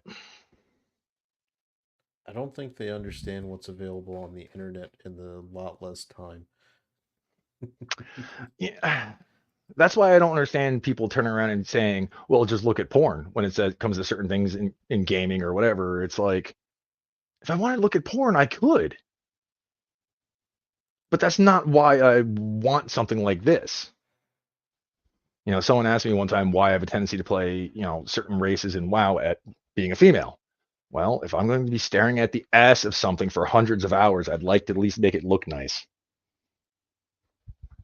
I mean, you're not wrong. And some of the armor sets did look better on the feminine forms. It's true, just the way it is. And no, I don't mean chainmail bikinis. There really weren't a whole lot of those in WoW. Like ever, even in the old days. Yeah, were there a couple? Sure. But there wasn't like a ton. Well, honestly, Joe, if you want more adult-oriented stuff and not like that, play the FromSoft games.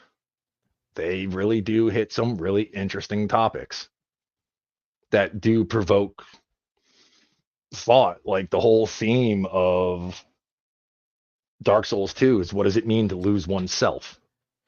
Yeah, but if you bring that kind of thought into Helldivers, we're going to shoot you. Dude, I'm just there killing bugs. And you guys. No, that's my point, though. If you start trying to get in a game like that, you can't. That sounds like being dissident. It sounds like being a traitor to Super Earth. You're gonna. Yeah, I agree. It's and that game, everybody I know is playing it. Everybody. Because it's just a fun time. It really is. And we've all said the same thing of holy shit, we've just lost how many hours? Because it's got and I don't know what your other I was just counting in my head as after you had mentioned your other friend was complaining about the Yeah, no, not there's very at much least variety. 5 or 6 different kinds of bugs that we've seen. There's at least a dozen. A dozen? Because I'm gonna count down from like big Bile Yeah, okay, you got the Titans, Bile Titans and Chargers. Chargers. You got the Brood Brood. Commanders. Yep. You got Hunters. Yes. You got the big spitty kind, the like The Bile the acid yeah, bile. yeah, the big ones. You've got the flying ones. I don't know Hmm. what name they are. The The hunters, flying right? bastards. The hunters are the ones that go invisible. The stalkers. Stalkers. Stalkers. Then you got at least two varieties of the little ones, The spitter and non-spitter. the spitter and non-spitter, and there's a couple more. Yeah, Or at least I tried telling him, I was like, no, there's not. There's more than that. so They're we're at called least shriekers. yeah, so The we're up to flyers are shriekers. yeah, so we're up to 9 right now. And I think there's a couple more I'm forgetting.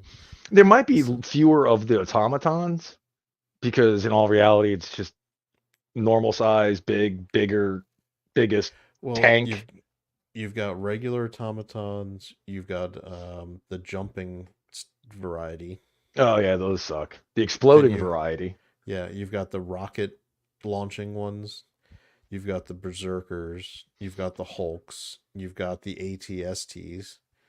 Um so That's what we're I'm at saying, Joe. That is exactly what I'm saying. yeah, it's gonna be heart shaped. That's a good point. It's like it makes sense. Uh, and I think he might have gotten it twisted on. He might have seen like automaton gameplay because they do all look the same for the most part. There are some differences, but in a lot of cases, it's more just a different loadout. Like, oh, that one's got chainsaws for hands, and that one has rocket pods on its shoulders. But it's the same overall automaton. Yeah, they've got different hit points. They've got different. I mean, Oh it's yeah, like there's things like that for sure. I mean, I kind of gave him a little bit of grief. I'm like, dude, you play and enjoy Earth Defense Force, where like the first 5 levels you're killing giant ants and only giant ants.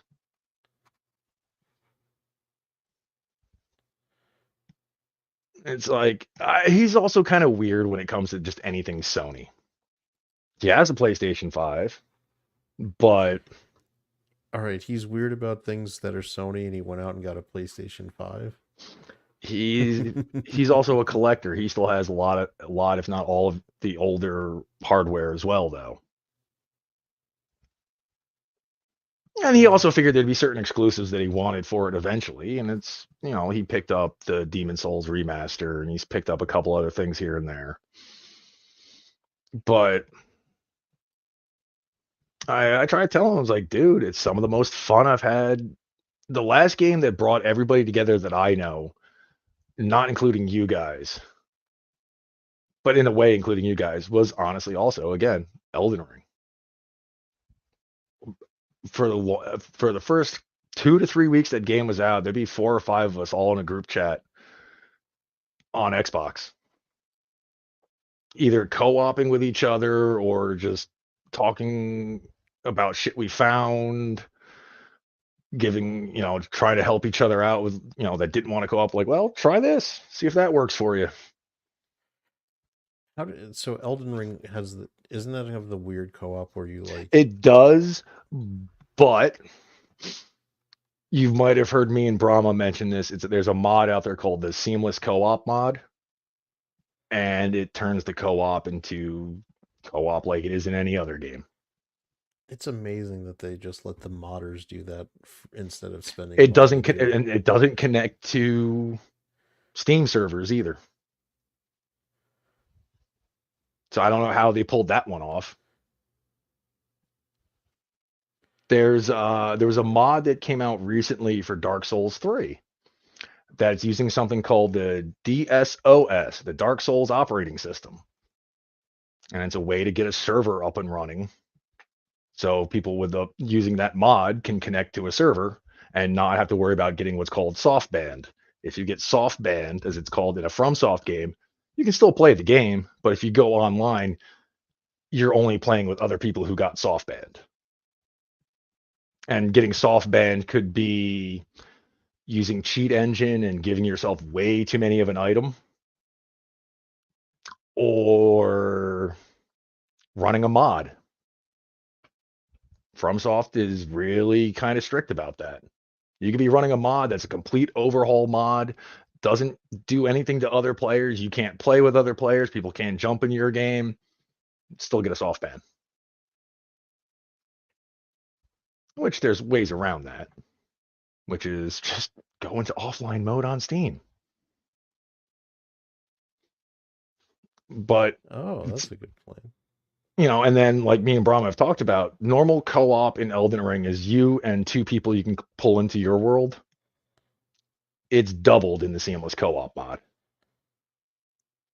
Oh, nice. And if we had 6 people playing the game, things are going to get demolished quickly to the point where it would probably only take us 5 to 6, like, say, stream sessions to beat the game and do 90% of it.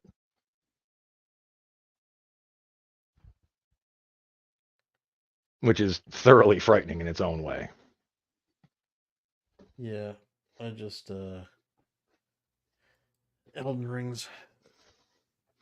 I've described it to people when it first came out as it's Legend of Zelda for grown-ups.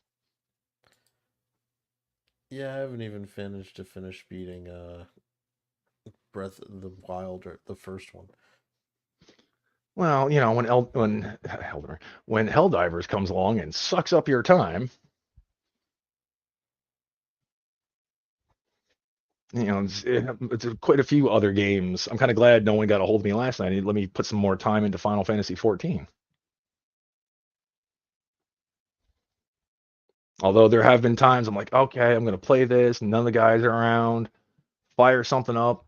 Within 10 minutes, I'm getting an invite from like Matt or Brahma.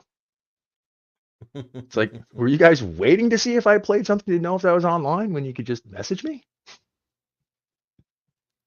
Did you get those Steam alerts? Yeah, well, yeah, you made a joke last night. It's like, well, I know what Imp's doing. He's playing Elden Ring. It just popped up. I've also made that joke, though, too, in regards to 70s. It's like, I know when 70's done with whatever stream he's on. I know when Smokey stops watching one. Yeah. I mean, but as we've been saying, something has to change within the game industry. We keep hitting tangents. Welcome to one of my streams. I'm worse than mad.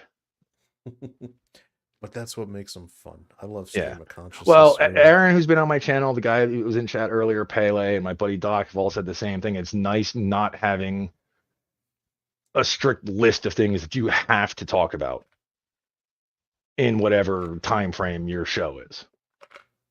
And it also gives me credence to what I've said since I started doing this is I don't care about clout. I don't care about money. I'm doing this to hang out with and shoot the shit with people. I have a job that pays. And it's not YouTube. No. I don't know what it would be like if I was one of these people trying to I couldn't do it. I couldn't do it. Because no matter how much you like some of these people, and we know some of these people, we hang out with some of these people, some of them inevitably pick up an aura of fakeness. And I don't mean that in a mean way, but when you're trying to entertain and talk to people about stuff, and even more so if you're doing it as a character, you kind of sit there and wonder sometimes. It's like, are you really real about this, or is it just you can't get out of the character? That's true. What is the YouTube character and what isn't? Yeah, I mean, you've seen me. You've been on 70 stream with me. You've been on the Party Animal stream with me. You've gamed with me. Am I different in any of those places? No, and that's what I like about our crew generally. We're all just kind of the same people on and off, Yeah. and it also corresponds that none of us are monetized or doing like No. trying to do this as a thing so we can kind of be who we are. It's like when we catch flack because I get in, I told Culture that he's shipping the lesbian girls because there wasn't actually a Yeah, relationship I in saw that. Ghostbusters. I was like, you're seeing things that weren't there. You might think it's implied with subtext, but it's not. You're shipping. No, I'm not. That's exactly what shippers do. You're next thing you know, you'll tell me that Well, and Bucky and people have made Captain that comment is America. we're so hyper aware of stuff now that is it possible people are seeing things that aren't there? 100%. Like, I went and saw Godzilla X Yeah, how Kong. was that? It was exactly what I expected it to be. It I was. mean, are you a kaiju fan to begin with? I love kaiju. I mean, you can't Oh, be. I okay. mean, you can't really be into anime and not actually somehow develop an appreciation for From either kaiju, right? kaiju or Sentai film Yeah. shows. Like I Yeah. watched just recently because I still had some of the superhero samurai cyber squad toys Hmm. from when I was younger, and I gave them to my son. And there was an anime, where they read it. I think he's Gridman, right? His anime corresponding name Oh, they took it from was, Gridman. yeah, it was in the 90s. They They made the redid that live recently action, too. yeah, and they redid that. And so we watched Gridman, and then we watched the other spin-off, which was I think I noticed that somewhere and kind of went, interesting. And you oh, know the place I'm referring yeah, to. yeah. So it's and I was watching with my son, and so they're using the words kaiju, and so I'm explaining to him what a kaiju is. That it's like a Hmm. big, it's like a city, size monster kind of thing. And he's like, "Oh yeah." So I'm like helping spread that knowledge, new generation. Oh yeah. But so this one, it was the very light on people, just like the absolute bare necessity of needing people talking. Hmm. Otherwise, it's Godzilla doing fights, Kong doing fights, Godzilla So they and Kong doing fights. cut back down on the people side of the movies. And I'm cool with that, right? If Oh, I'm so going am to see, I. I mean, there's a certain balance you have to have, and every movie within the genre is different. Even if you look at just Godzilla films, the human beings have a different amount of time on screen depending on the movie. Sometimes they're more important. Sometimes they're just there to move the plot along. And haven't seen pretty much every individual Godzilla movie with the exception of -1. But you can't have human, like, for one of the reasons I wasn't a fan of Godzilla Final Wars, they focused on the people too much. yeah, if you're going to see a Godzilla, like a good the first legendary Godzilla movie they made with Hmm. Aaron Taylor Johnson and um Scarlet Witch, whatever, Olsen. Hmm. That was way too little kaiju, Yeah. way too much people. Like they really got the formula wrong on that one, and that's why I think it wasn't as successful as it could have been. Right, because then the next one, then King of the Monsters came out. Yep, and that one was they pushed it the other direction, started pushing it. Although they had Millie Bobby Brown in that I mean, one, they still had a fair amount of people in it, and maybe even a little too much. But the fact that they added King Ghidorah and what was the other monster in that one? Was it Rodan or Mothra? I think they were both in it. But they had more monsters and more shit going on with that, so you could kind of get away with more people. So yeah, no, I think you're right on that. Because with Godzilla versus Kong, that was, if I remember it, kind of people heavy though too. Uh, Skarsgård was in that one. They were still shifting it like it was less than even King of the Monsters. Well, at the same time, though, to be fair, King Kong had more people than Monster time, Oh, I was forgetting about Skull Island because that one, and there's Skull Island as well. which by But the way, when I say started. Kong, I mean the original one from the 20s or 30s, whenever it was. I want to say, Oh yeah, because at the time that makes sense though, because it was the first movie of its kind. So, and they were using all sorts of brand new techniques to do shit. So yeah, it makes sense that that I think character that was might have going to been the be in the first movie. movie with stop motion animation. I mean, it Yeah, was and all the other film effects that they were using for the first time and all that kind of stuff. Yeah. But, kaiju movies, like I said, either you like them or you don't. And I personally like them. I grew up with them. yeah. So this was a good time. It's got a couple surprises that I'm not even going to spoil because I think it'll be for kaiju fans. It'll be pleasant Nice. surprises, especially a lot of Toho references like Mm, that are coming through. Interesting thing though, they did the way they shot the movie, there's a lot of scenes where the outer edges are very unfocused, hmm and it's just weird because most modern films don't do that where they just have Right. the primary characters in focus and it goes out of focus on like the other stuff, and it just it's very you'll pick up on it, and I think, and they're doing it I think in the Hollow Earth scenes. I didn't, because I don't think I Mm, noticed it when they were on the regular Earth, so I think part of that was to kind of project visually just like that unearthliness right. And, of the or maybe to environment cover up there. some CGI. And that, I think it works both ways, so that's cool. It's like I like Yeah. when I mean, if filmmakers. you're going to do something to cover up, I don't want to say bad CGI, but let's just say inadequate. Hey, if we do this effect to it, they're not going to notice how bad it is. Exactly. So I've been watching on YouTube lately. There's a series of Hong Kong movies called D Renji or Detective D, kind So of period piece slash kung fu movie slash fantasy. not like a hard-boiled detective style one from like John No, no, Woo. no. Okay, He's a court detective. Like he's, gotcha. answers directly to the Empress kind of deal. But you can tell when they had a budget and when they didn't. Because there's a bunch of these movies. It's a long running series from what I know. But doesn't have the same actor. Characters will die in one movie and then in the next movie they're alive again. And things like that. But you can tell though in those movies when they didn't have the best of budgets because the CGI looks terrible.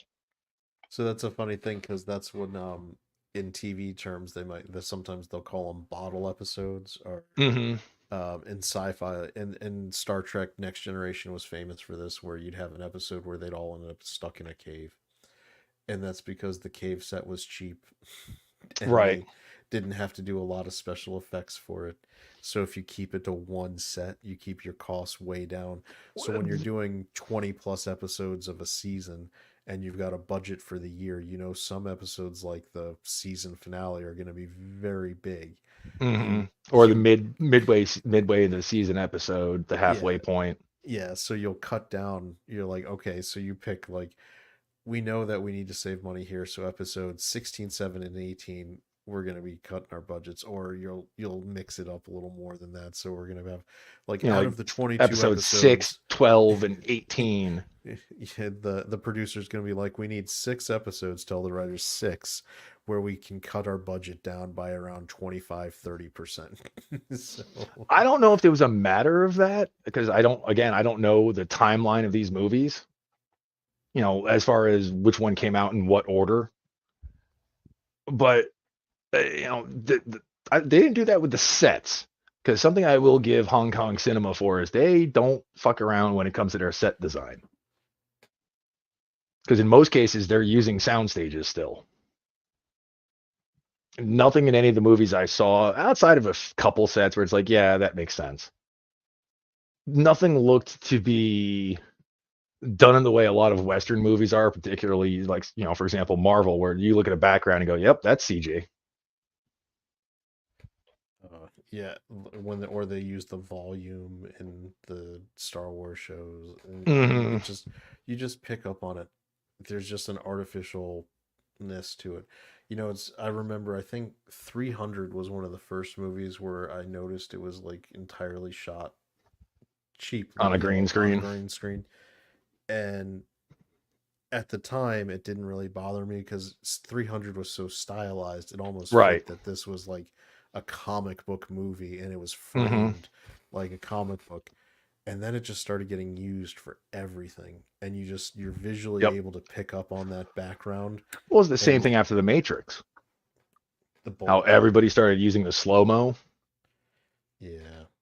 Something catches on in the film industry as like when I say that, I mean like a technique or a specific special effect, and then it just gets beaten into the ground. It's a lot like what happens in sports. Mm. People like are football fans, right? Whatever team starts winning or having a lot of success, People start and copying their they play start style. they start copying the play style. They'll hire the coaches, and they're like, we want to play that style of football, and it'll last till and it'll get oversaturated, and then with each new team that's trying it, they tend to degrade Hmm. the And then results. all it takes is one or two teams to figure out how to counter that play style, and you're done. Yeah, because the more tape you have on something, the easier it ends up being to Yeah, counter and it. then you realize, and then all the cycle repeats itself. Oh, this style of football beats that style.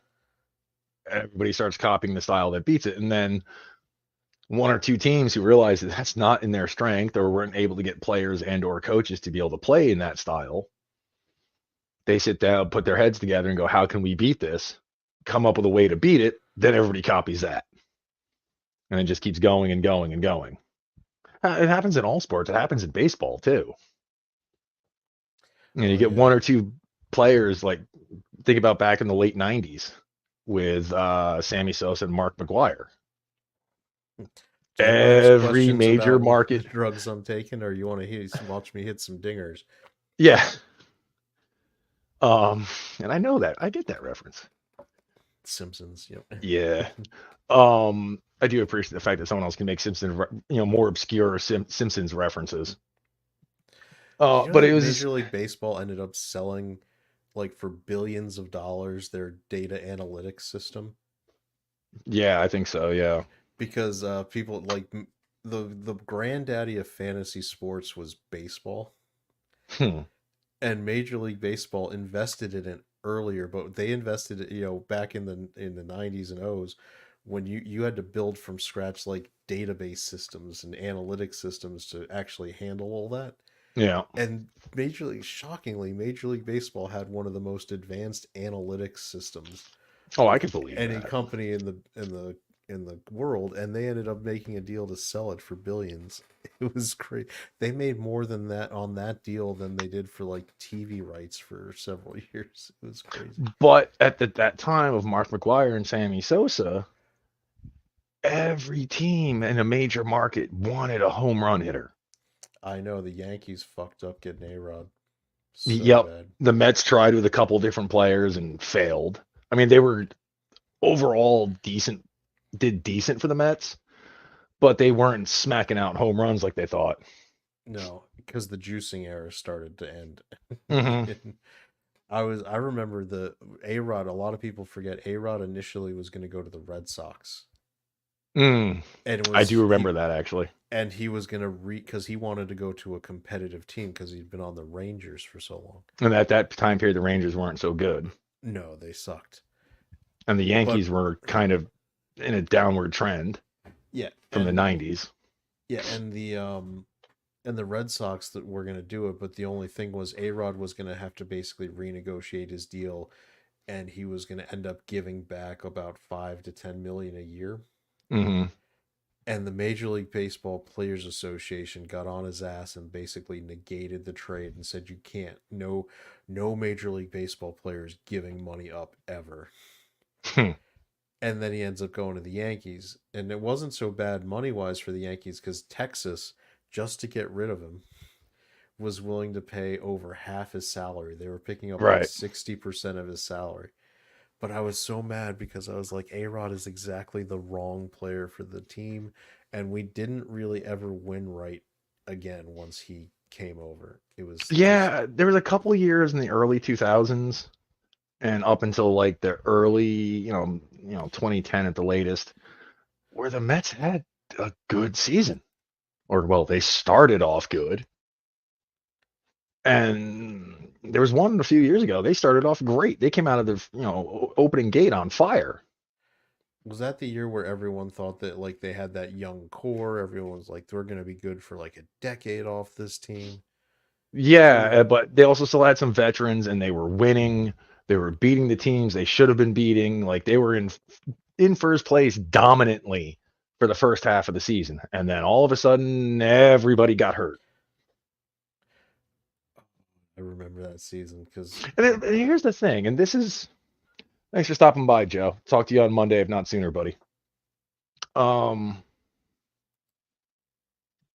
with pro sports, you have the best trainers in the world. The only ones that are probably better are probably for Olympians. You have medical staff, nutritionists, trainers, massagers, the whole nine. How are these fuckers getting hurt so easy? What is going on to cause that? You know what I mean? Football, I can understand. You're running headfirst into another human being. There's the potential of something happening. like I get why pitchers are blown out. Like if you look, kids today who are really into baseball are Hmm. pitching ridiculous amounts of innings. Like I don't think it's the amount of innings. I think it's how hard they're throwing. Because think about some of the best pitchers when we were growing up. Yes, you did have some people like that threw hard as fuck. Nolan Ryan. Uh, who was that really tall, lanky fuck? He was on the Yankees and Randy he was on. Johnson. Yes, thank you. People like him, they threw hard as fuck. But you also had other guys like Greg Maddux or Tom Glavine. They were going to finesse you. You don't see a lot of the finesse pitchers as much. Yeah, Everybody because wants to throw that, 100-mile-per-hour heat. because now batters got really good at just knocking the shit out of that finesse stuff too. Well, Like yeah. Yeah. Well, at the same time, when there's only so many people doing it and some of the best at it are aging out of the sport, Tom Glavine, the last couple of years of his career compared to Tom Glavine in his prime on the Braves, there's a world of difference between those two men. In my opinion, anyways. I'm a little I mean, biased because I'm a Mets fan and he was on the Mets. He did all right. Not great, but he how'd did all right. how'd you enjoy the Subway series with Piazza? It's like, I just remember when Roger Clemens. Oh yeah, that one. Okay, I was trying to think what was he talking? Oh yeah, Clemens losing his shit. Oh, Piazza being a little bitch. Yeah, that's Oh, right that too. too. Yeah. Well, just goes to show what they were saying about Clemens. It's like, oh look, a little bit of roid rage. But like, I don't understand. I mean, again, some of it does make sense with like pitchers and things like that. But I think at the same time, they're coddling them a little too much with those exact pitch counts. And it's like, oh, you can only throw for, X amount of pitches or 4.5 innings. Yeah, some of the motions are also an issue. Like I remember, so I'm near DC, Hmm. and just when with Strasburg, there was Yeah. I remember because I listened to the local sports radio when he was first coming up.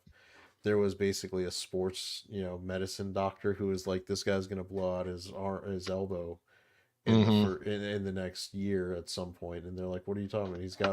He's got an inverted W motion and he's throwing so hard he's gonna need Tommy Johns. Yep. And he's like, it's just a matter of when. And everybody was like, that's ridiculous. And He's bam, young. He'll be fine. what happens within the first 12 months? He Blows out his arm. and needs to go get Tommy John surgery. So But that makes me wonder, like, why aren't some of these guys? It's weird because you have pro sports on one hand, and then you have pro wrestling on the other. Pro wrestling, for example, doesn't always work, but you still like once you're done with your in-ring career, in a lot of cases, you one of two things happens. Either you completely get out of the industry or you work backstage, being what's called an agent. Hmm. And you're the guy who helps the two performers set up their match. Those guys, usually in some cases, they've been around. They know how to do stuff. They know how to do stuff without killing the other person or crippling them. They pass that knowledge along. You don't, oh, you do, but you don't when it comes to pro sports, seeing veterans of the sport doing something coaching wise. If you do, it's a minor league thing, or more often than not, they get into commentating. You'd almost think, like, especially if you have a pitcher who never blew out his arm, never hurt himself, never wrecked his shoulder, arm still fine. Why aren't some of the teams hiring people like that to kind of be part of their pitching coaching staff, for example? So these guys aren't blowing out their arms, in their mid 20s. Well, I mean, I think a lot of times the guys aren't changing their motions because that's how we talked about throwing 95, 96, 97 Yeah. mile an hour stuff. Like some of these guys, the only way they can get the ball up to that level is by doing those crazy motions. Mm. Because when they try to do a regular wind up, they just can't get it up there. And would you rather maybe need Tommy Johns at some point, but be getting a major league contract for 30 million a year as a starting pitcher? Well, Or yeah, I get that. I mean, at the same time, though, too, I think, and this goes for all sports really, with some of these big money contracts, because this has burned the Mets a couple times, for example. They signed a pitcher for $28 million. Was pretty good before they signed him. He was good for his first half season. And then from that point on till the end of his contract, he sucked. I'm And a still lot of people, amazed Trevor Bauer hasn't gotten picked up by somebody at this point. the pitcher I'm referring to was Oliver Perez. No, And people think that he just started sandbagging. Didn't care. He was getting his money either way. yeah, Major League Baseball contracts are 100% guaranteed. They're the opposite of football. So, Yeah, I think uh, there should be some more performance clauses. Maybe not too draconian, but just so people don't sit there and sandbag like, well, I'm getting the money either way. Because I listen to a lot of, again, not technically a real sport, but I listen to a lot of pro wrestling interviews, and a lot of people were saying, especially in the late '90s era when you had the Monday Night War going on between WCW and WWF. In some cases, some of these guys with these super high end contracts, it's like, oh yeah, I broke a toenail today, I can't work, because they were getting guaranteed money. And the way the contracts were laid out, you pretty much had to do something really fucking stupid to not get paid. They also were so bad at one point. Here's a name you probably remember from the 80s. Remember the Iron Sheik? oh yeah, I remember the Irish. They brought him back in WCW in the early 90s, and he was terrible. So what they figured they would do is they did what they would refer to as jobbing him out. He was going to get beat every time he was on TV, quickly and brutally, figuring it's the Iron Sheik. He's not going to take this. He's not going to put up with that. His ego's too big. No, he did. But the problem was he was even bad at that by this point in time in his life. So they sent him home. Fine. We'll just pay the rest of his contract and not use him. They forgot when his contract rolled over. So his contract rolled over. He got signed for another year, multiple hundreds of thousands of dollars, to sit at home. I mean, you're talking about the WCW, who famously also created the Shockmaster.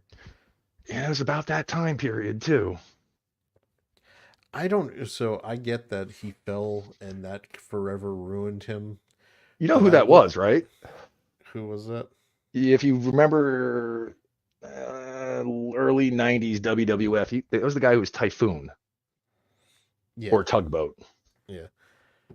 I just looking at the bedazzled stormtrooper helmet he was How gonna did they wear. think they were going to get away with that? I just I don't don't think mean even on a even if licensing thing. I mean just on a, I get your pro wrestling and you do some hokey shit, but that's what I'm that's blue what I'm saying. That glitter, that's what I'm there's saying. no way that gimmick was getting over. If he had, even if he hadn't fallen over, that wasn't gonna work. No. Like, it just the falling down and getting up and looking like an artard. There's a story behind that too. So, and it's come from him directly, and other people have corroborated it. And everything I've ever heard, everybody said he's a nice guy. Like I believe Dusty Rhodes had told a story that I heard one time on an interview, where someone was paraphrasing the story, that his kids were like, because they knew him, he's a friend of the family. Why did Uncle So and So fall on his face, Dad? Because it was like Cody Rhodes when he was still a kid, asking Dusty, like, what the hell? And turns out, like, they were going over everything before they went live on air. Like, okay, this is the part of the wall you're going to break through. It's real sheetrock. You're going to be able to do it. Okay. Someone came along and nailed a board right along the base that wasn't there when they were going over everything. Hmm. So when he came through, didn't know it was there, couldn't see out of that stupid stormtrooper helmet, caught his foot on that and just fell through sheetrock. That's, I mean, that's hilarious. It's just a comedy of errors. I will forever appreciate the WCW of that era for pushing the WWF at the time into some to of do its better. greatest content of all time. Mm-hmm. Now I was into the WCW during the Monday Night Wars too, man. I went to Starrcade. I was at Nitro when Sting turned Wolfpack. I mean, Right. it was good stuff, but I only went to a couple of house shows in my years. I never got a chance to go to any like the pay-per-views live like that. The closest thing I did to that was I went to the high school when I was a kid. The high school in my area was doing a closed circuit for one of the WrestleManias. They set up a big projector in the auditorium or in the gym, and that was that. But other than that, if you go back and you watch Challenge of the Super Wrestling Challenge or WWF Superstars or early Raws, they're in my neck of the woods all the fucking time. Poughkeepsie, New York, the Mid Hudson Civic Center. It's only about a half hour away from me. Oh, I'm familiar with Poughkeepsie. A lot of my family's from Albany, so Yeah. Well, that's what they would do. They'd use I should say more like Schenectady, but whatever. Yeah, fair enough. But and a lot of bands would, when they passed through my area that I would go and see, I'd see them at a venue called the Chance Theater. They were just doing it as a stop off, as they would call it. It wasn't part of their tour. In some cases, like there'd be a tour of like 3 bands going around, but one of those bands or 2 of those bands would play at the Chance, and the rest would all be local acts because they were on their way to Albany or Canada or Buffalo or Rochester or something like that, coming up from the city. And in some cases, it was the actual tour, which was always cool. It's just I'm in a weird spot in New York State because the city's encroaching one direction, and the other direction we have farmland. Nice. I've been around there. I know once you start getting, like, a lot of people think New York City is the only thing in New York, which is No. weird. I know. Once you, like, a lot, and then when most of the country doesn't even realize that New York City isn't the capital of New York. Yeah. Or that most of the people in the state actually dislike the city. And much like many states in the country, if you took that one major urban center out, you would probably shift a lot of the politics of it. And actually, yes, in New York, it's 3 cities and their surrounding areas: New York City, Albany, and Buffalo. Yep. But once you get to like my part of New York, like everyone's like, "Oh, New York State's blue." Yeah, that's why I saw not a single Biden sign. or Clinton sign at all. Or if I did, it was like one. And I was like, huh, would you look at that? Someone's an idiot. But and you're not wrong. If New York was cut away from New York State, I'm not going to say New York would flip to a red state, but it'd be a whole lot more purple. That is 100% a given. Nice. Yeah. I'll say there's also a good chance that could never actually happen, but it would be great. Well, so I do foresee a little bit of purpling happening just because of the shit that's going on in the city these days. Because that is such a quote unquote liberal bastion. Yeah, I mean, do you think People are going to be like, yeah, no, we don't want that. We see what's going on there. We see the crime. time, we see the bullshit. Yeah, the last time New York got was going full hellscape, they ended up electing Giuliani in the city. So, I mean, there's people look back at pop culture. The reason Escape from New York and Death Wish and all those other things were always set in New York is because it was a hellscape. It was, yeah, oh, yeah. I can remember as a kid, you probably went on field trips. A lot of the field trips when I was in elementary school. Now, once I got into junior high and high school, mostly it was down to the museums in the city. But it'd be like going to Madison Square Garden to go see the Ringling Brothers Circus, or going to the Bronx Zoo. There was a couple of years there when I was in elementary school, even though it was the 80s, that wasn't happening. And it wasn't because money was tight in the school district or in the school or anything like that. It was, we're not bringing 2, 3, 4 busloads of kids down to New York City with everything that's going on down there. Obviously, the 80s was pre-Giuliani. But, in some cases, it wasn't, that far into the 80s. Like 84, 85. And it's like, yeah, no. We'll just go to the Catskill Game Farm instead. Again. That's like down here, when you were in school, you were constantly doing field trips to DC. Like one time you'll be going to the Supreme Court, one time you'll go to the Smithsonian's, and yeah, one time you go in all the memorials. You go to, like the Washington, the Lincoln, all that stuff. Yep. Which is why by the time, like, when you have, I'm sure this is what it's like sometimes for you when you have people visiting and they're like, I want to go do all this, and you're like, fucking do it, whatever.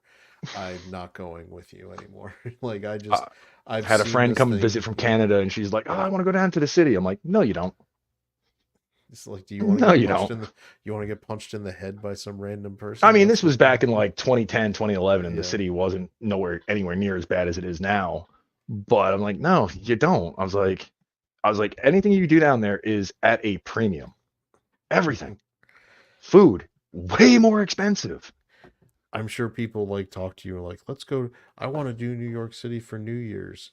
And no. Anybody in this area that says that gets laughed at. It's like around here, there's people who are like, I want to go July 4th up to DC for the fireworks. And I'm like, everybody was just like, no, unless somebody lives in Arlington with a roof, like whose apartment will let you go on the roof to watch it. You're not seeing anything. No, you don't go into DC for it because it's a cluster F. And they direct you to one metro station over by the mall that's still open by the time that ends, and you've got hundreds of thousands of people trying to leave through one metro station, one train's coming every 20 minutes. It's a show. There's it's, I mean, you'll always hear me say there's bands I've never gotten to see that I want to see live, and I could have seen live, but I didn't for one reason. They were playing in the city. Getting there, even taking the train, is a pain in the ass. I don't like. I always tell people in my real world situation, like where I'm working, earning a living, like I could make probably 2.5 times what I make if I went into the city. Early, and I was like, nope, I've spent my entire adult life taking other jobs, not working in DC or in the vicinity of DC, because I don't want to deal with that shit. You could offer me a job making multiple hundreds of $1,000s a year. But if it involves me going to the city more than once a week, I'm not gonna take it. I don't mind going down into the city once a week and putting up with it. More than that, no. Sorry. And I was explaining to a friend of mine from Canada, she's like, well, why would you say it's so expensive? I was like, all right, say I go down to see a bunch of bands in New York City. A single beer, mainline brewery, Budweiser, Coors, Molson, whatever. And I think the only reason I said Molson is because she's Canadian, so she would know what I'm talking about. You know, Canadian beers like moonshine. Not wrong. I was like, going down there, if I go to a show in the city, like at a bar, I don't drink. I can't afford it. Because you're looking at like $7 to $10 a beer. And she's like, well, what about the venue by you? I'm like, it's $3.50. Still not great. But it's not $10 a pop. And she's like, huh. I'm like, going out to eat in my neck of the woods, $20 to $30 a piece, depending on where you go and what you get. A little bit more than that. You know, again, 20 to $50. Down in the city, if you're going to someplace that's a sit down, you're spending at least 35, if not more. I would imagine it's probably generally more. It probably is nowadays. Yeah, the last time I was down there, me and a couple of friends went to a Thai restaurant, and it was like $30 a head for pad Thai. Fucking amazing pad Thai, but not the point.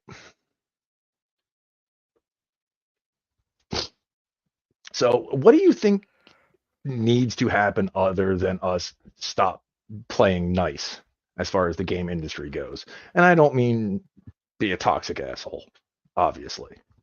I think number one, and people don't want to hear this, but we need to stop being. This isn't as true as for gamers, but it's. I guess it's true for generally people who are more towards our sphere of thinking. You need to stop being cheap assholes and actually support cultural endeavors Mm-hmm. because I can't tell you like I was making a comic strip. Oh It yeah, I've was seen some of fairly your well work received. before. Yeah. And I had a subscribe star. People could sign up to just donate, like $1 to just help me out, like support me making shit. Nope, nothing. No, I got a couple really good people who helped, but not enough to like justify the time and then I had to make a career switch, so it's just I've gotten away from it. I've also had more fun just hanging out on the YouTube stuff and everything. right. But I didn't get any support. I didn't ask for Yeah. much. And I was giving, and to a person, if you look at people on the right side of the culture, you never get people who invest in cultural endeavors Mm-hmm. from the right. They always want a return on investment guaranteed or this or that. And Yeah. it's like that's not how it works. No, it's And not. that's why we lost, man, because we have people on the left who will flush money at culture knowing that when you capture that key node and infrastructure piece of the culture, it will influence the kids, right? It'll Yeah. get Oh them. yeah. And so they get in, and we've got companies now, and it's not, this one isn't even nefarious, but colleges churn out indoctrinated Mm-hmm. kids who become indoctrinated employees who fill HR departments. And Yeah. who does the hiring? The Yeah. HR HR. departments. And so the like-minded HR departments will find like-minded employees to fill other slots in the company. And it's no mistake that if you look at how things have gone, these people started getting into the HR departments in the aughts, Mm-hmm. and then within 15 years, all the rest of the companies have started falling. Like you're not Yeah. getting, it's so my number one solution would be we need capital to invest in the culture because as gamers we can do some things, right? We don't buy Well, shitty Smokey's got games. the best one right there. Just keep the wallet closed. Yeah, keep the wall closed. So For the rank and file gamer, it's basically you do exactly what we did to Suicide Squad kills the Justice League. The problem You is though with the rank and file gamer, and the prime example of what I'm about to say is Call of Duty. Even if it's bad, it still sells I millions. never got that for years. And everybody who buys it turns around and complains about it, but they'll still keep playing it. I did a video with Shags. Oh no, it was me and my buddy Nasmir, and we were just talking about the various bullshit practices that game companies are doing. Microtransactions, battle passes, other things too in like the strategy game sphere, because that's what me and him really connect on. But we're doing it while playing Call of Duty Modern Warfare 2, the one from last year. Shags hops in, and blah blah. We're talking. He's like, "You do realize that the game you're complaining about the most, you're playing right now." And it was kind of like, huh, It's one of those epiphany moments, right? yeah. I'll tell you what, I still when PlayStation put Modern Warfare 2, the original Hmm. remaster, on the PlayStation Plus, I downloaded the thing immediately and I play the shit out of it still Oh, because the campaign was great. I do love that one, but I haven't bought a Battlefield I'm trying to think. The last good one, in my opinion, was one. Not Battlefield. I shouldn't say Battlefield. I meant Call of Duty. Modern Wars.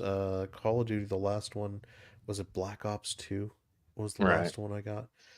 So that's a long way back. Um, Battlefield. I liked. I switched to Battlefield because I liked their setup better. Hmm. And I was having me and my friends would play online and we would do some crazy shit like strapping the C4 to the front of a motorcycle and just And just driving let it it towards go. people and jumping off and doing crazy. I will say I even enjoyed Battlefield Hardline, which was the cops and robbers one. Hmm. That one had some fun, like the online gameplay was fun as shit where you had the cops and robbers against each other where you're trying to like Yep. capture the guys who steal the car and doing all that kind of stuff. Yeah, One but of my favorite really enjoy Battlefield One. It was set during World War One. Oh yeah, that was a great one. And then after that, when Battlefield, the second one after that, where they gave the woman the robot arm. Well, what's And so funny about that? Me and a buddy of mine, like I got my Xbox Series X, and that came with it for free. So I also do what's called game sharing with a buddy of mine. That means anything digital he buys, I get, and vice versa. So we both downloaded it and playing it. And we're dying with laughter because all you're hearing is because people didn't know how to or didn't care to or were doing it to troll. We had a couple battlefields where it was entirely women on the battlefield. how Because the in some fuck did cases that it would happen? default you to like a female. Oh, Jesus. So all you were hearing are the shrieks and groans of agony and pain and of just all these women dying I in mean, a World War II style battle. So well, you I can know that. only imagine. Look, are you trying to get mad to buy this game right now? Stop. He won't as first person. Oh, that's true. I remember I like first person. I enjoy. I can go I either way. I played was it do you remember PlayStation 2? I bought the network adapter and Hmm. I had SOCOM, like which I was one never of the played that. A first, buddy of mine did. yeah, one of the first online, you know, multiplayer games where you actually Hmm. had a network card and everything. And I Hmm. actually, had fucking broadband internet. So, Yeah.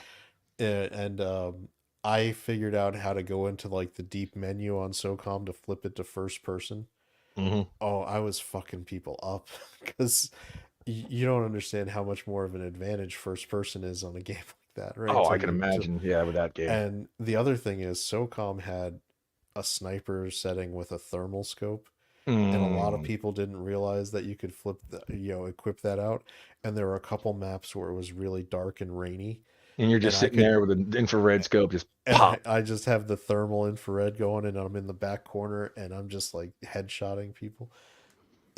It's it was fun times, and Yeah, and the funny thing is everybody's like, oh, people are toxic online. First day on the internet? it's like, have you ever been in a chat room? Like, like a lobby on any Modern Warfare lobby. Ooh, you are gonna get a lot of stuff And said to you. even like something like WoW, people are like, oh, it's a toxic player base. And it kind of is. in some degrees, and more so now than it was. But you just get general shit talking. Like, pull some more DPS, noob. Oh, that's so toxic. Or, haha, I just killed you five. I've had people, slaughter me in a battleground, roll a character on the faction that I was so they could whisper me to talk shit. If people actually heard what me and my friends said to each other in person while we were, gaming, especially like during the fighting game days, their heads would explode. We said some of the most foul shit to each other. And we just all laughed it off because we were all friends. I mean, that's Look how at our you live fucking life. party animal streams. We have we have someone who's at least one person who's incredibly competitive. I think it's easy. And we all talk shit to each other and no Yeah. one gets mad. We don't really cross the line because we're streaming. But it's also easy to forget that's just how guys talk when you're hanging out. It's not abnormal. I talk shit like that to my friends since middle school. Oh yeah, I got a buddy of mine that there was a period we were somewhere. He was with me at the 2 week long medieval reenactment event I used to do, and I'm saying all sorts of shit to him, and he's saying it right back, and the people looking at us like, "Are you guys really friends?" What? Oh yeah, this is normal Yes. for us. Yeah, Like Smoker it took his wife a little bit to kind of get my sense of humor. Like she's Chinese and he's Puerto Rican. Avid boy, cool kid when he wants to be.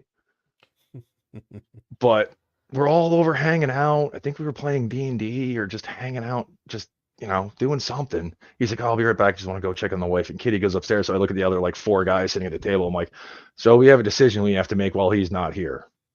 They all look at me strange. I'm like, "Is he going to be Data or Short Round?" And then universally was like, "Oh, Short Round for sure." Like I had a friend of mine actually make him a Short Round costume for Halloween. And of course, and she didn't. At first, she thought I was being offensive, and my buddy's like, "No, you don't understand. As kids growing up, everybody loved Short Round." Yeah, Short Round was awesome. We all wanted to be Short Round because you got to hang out with Indiana Indy, Jones. yeah. He was a kid who drove. But, that took her a while to kind of realize, like, oh, he's not being a dick. And then when she said that, my buddy's like, well, not entirely.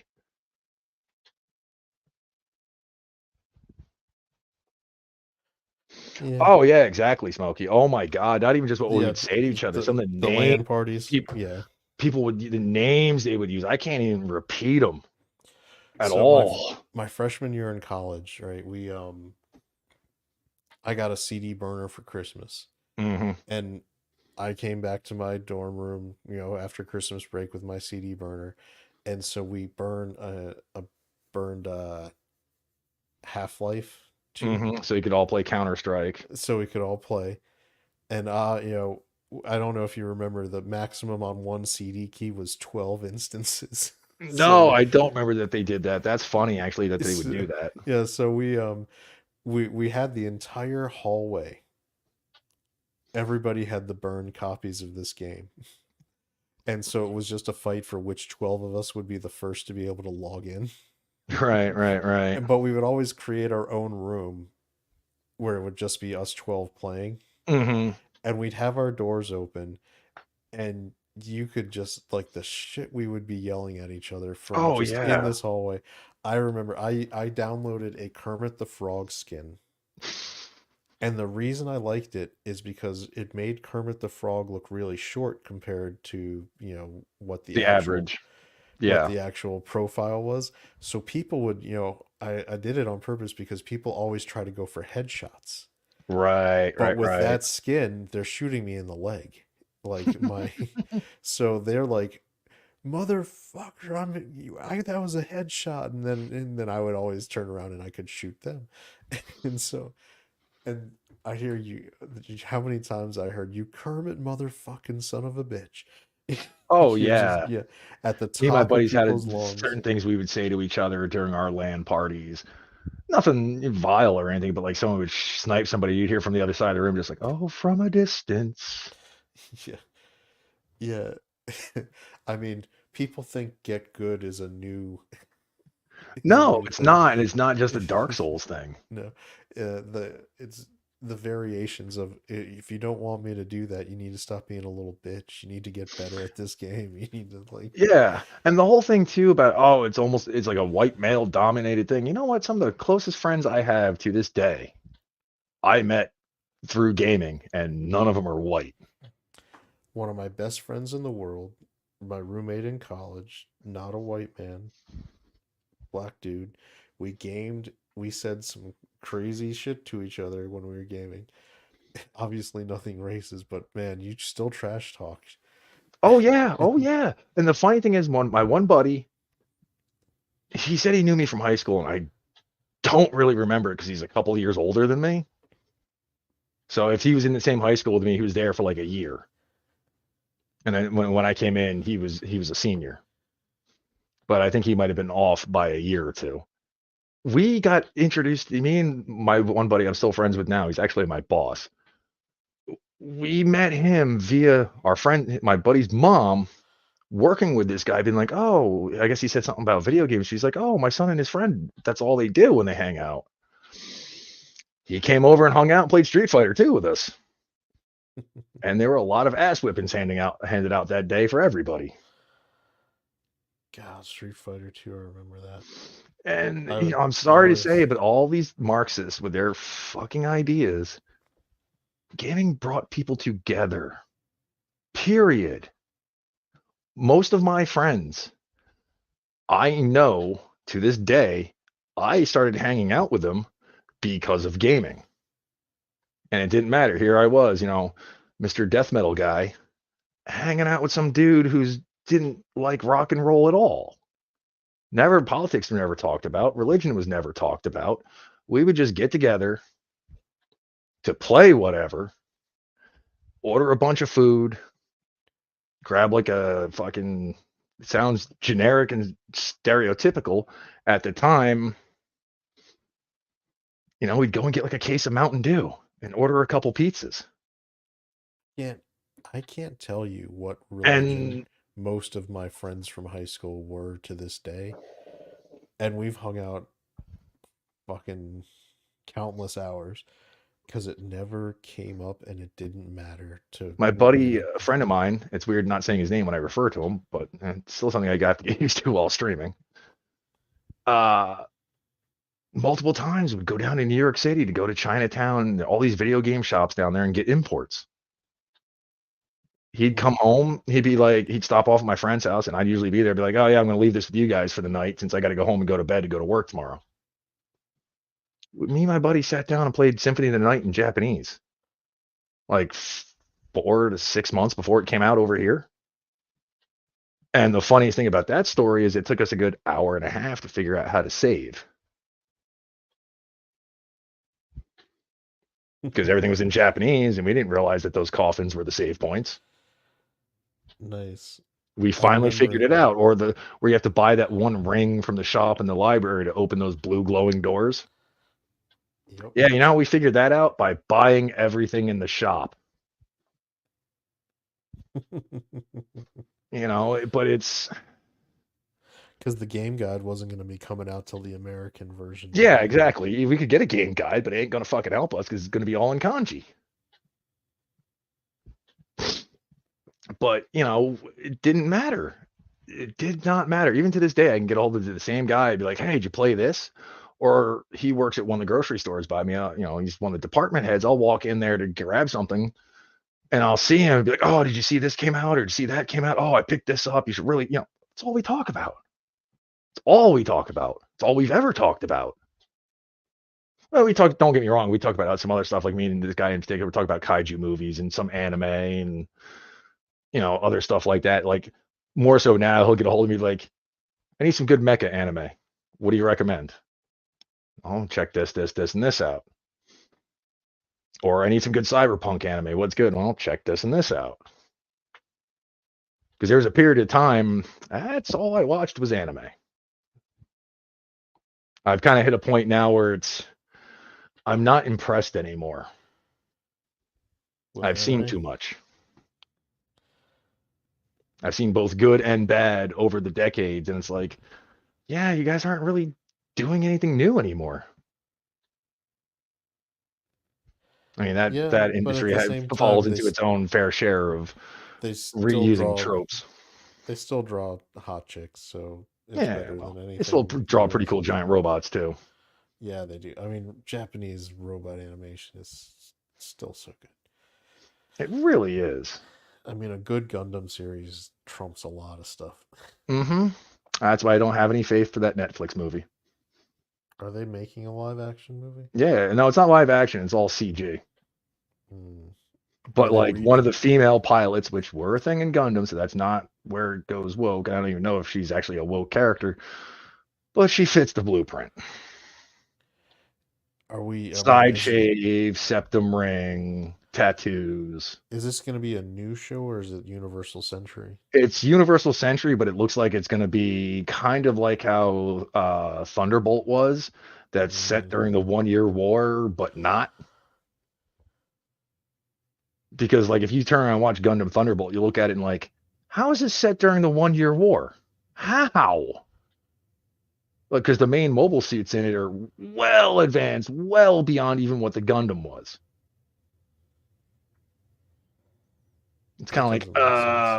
okay, so this could be just an alternate I mean, it would side have to be. story. There was only one Gundam in the beginning with the Universal Century. That's the Yeah, whole again, it point. was a prototype. Yeah. Most Gundams in Universal Century are just that, a one-off. Now, eventually, for example, the Zeta Gundam did get what's called a MP type, mass-produced type. So but they streamlined it, stripped out certain things, and left it at that. So, I mean, that does happen, but generally speaking, in Universal Century, most Gundams are a prototype suit. I mean, yeah, from the very beginning when he broke in to do it to save Mm-hmm. his, friends and family. Yep. And people don't seem to realize too when it comes to anime, even mecha anime, because everybody grew up with Transformers and Voltron and shit. Well, not everybody, but people our generation, anyways. Gundam's really fucking dark. Do not, Yeah. people are like, oh, it's not that bad. I saw it on Toonami. They cut shit. And people are like, nah, they didn't. Yeah, they did. Because right in the first episode, you see a whole bunch of people get blasted. I don't mean like troops running in and gunning them down. I mean like a round goes off from a mobile suit and blows something up and wipes out like 30 people. Right in the beginning, right before the main character Amuro steals the Gundam. Yeah. I mean, I still like I grew up. I got a picture of me when I was living in Japan, at a theme park in in Japan, riding a Gundam. Like they made the like vehicle car look like the original Gundam. Right. Yeah, I can So see that. I've been in the Gundam since I was little, but I And still love evidently, Gundam Wing. Is still yeah, a one of lot of my people is do. my favorite. I I tend just to lean love. more towards the Universal Century. I mean, Universal Century is like the first, but I feel like Gundam Wing. I love the design for Death Scythe. Mm-hmm. I love the design of the Wing Gundam. That was also the beginning of over stylizing the mobile suits. I don't think the Gundam Wing, like, I think, all right, Endless Waltz, they over stylized, but Right, and then that led into Gundam X, and if you ever seen those designs, those are pretty over stylized. they didn't really Which over stylize them in Wing, in the regular show. It was Endless Waltz where not they went really, crazy. no. I mean, especially like Tall Geese was kind of a throwback. Kind If of. you, It was, and all that was a souped up Leo, yeah. which is fine. But it's one of those things where, but then you also look at stuff like Gundam Seed and Seed Destiny. You look at some of those mobile suits, you're like, what the hell? Yeah, I mean, I think of the newer ones, I kind of like Unicorn. Unicorn was very good. Too I bad liked the getting a good design. model kit of it is kind of hard. The design really, I liked how it was kind of a throwback but modernized. Hmm. Um, I Narrative is w- like that as well, if you've seen that. I wasn't as much of a fan of the designs in The Witch from Mercury. Me either, to be I didn't honest. mind the show. I mean, I Jesus, haven't watched it because after I heard what the first season's like, oh, it takes place at a school. Go screw off. I mean, it's still. I don't watch Gundam for slice of life. I thought it was. Well, it's kind of dark. It's Yeah, that's what Gundam. I've heard, that it gets dark. Kind of people like, Wash non-Gundam fans watching it and liking it, all of a sudden having the realization of, the shit gets real oh, dark. Like, what do you mean? I've got this. I mean, I don't want to spoil it, but if you watch like there's a precursor episode to the. yeah, I've heard that was dark. Oh my God, was that one dark? Like, so dark. Well, have you ever heard of the nickname that people gave the creator? No, what they give his nickname? His name is Yoshiyuki Tomino, but people also refer to him as Kill 'Em All Tomino Yeah, that fits. He's because, you want and to he'll people flat want out to say give. this, that he was at dark points in his life when he did certain things, and it shows. Like there's some Zeta Gundam is not a happy story from the get-go. And neither really is Victory Gundam, both of which are Universal Century. Victory Gundam's way down the timeline, like year 0150 or something like that.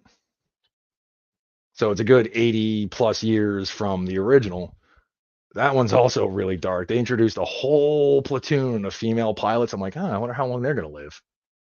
6 episodes. They were pretty much all dead. Killed fairly brutally, too.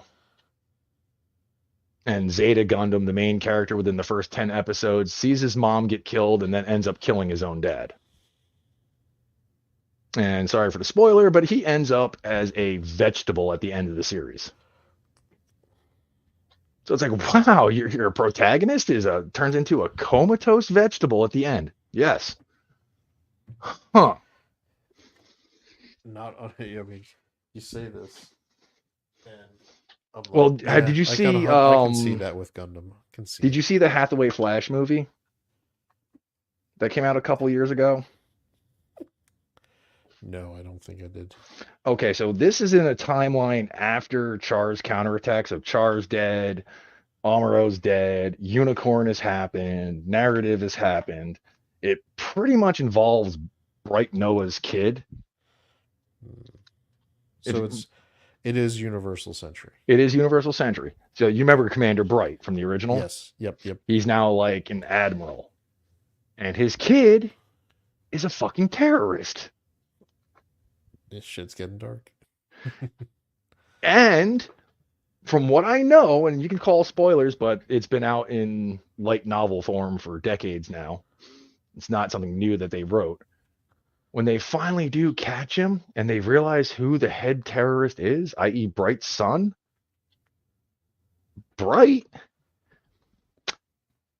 takes the honorable way out for a Japanese person. Yep, it is Japan. So you can imagine what I mean.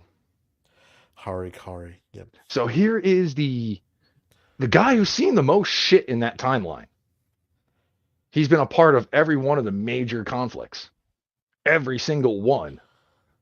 And and that happens? Like, oof. That's a big oof right there. But we've been going for almost 3 hours. That's what happens when you're just hanging out. Yeah, doing that again tomorrow, just doing that. Yeah, I know. But I'm going to say let's call this here.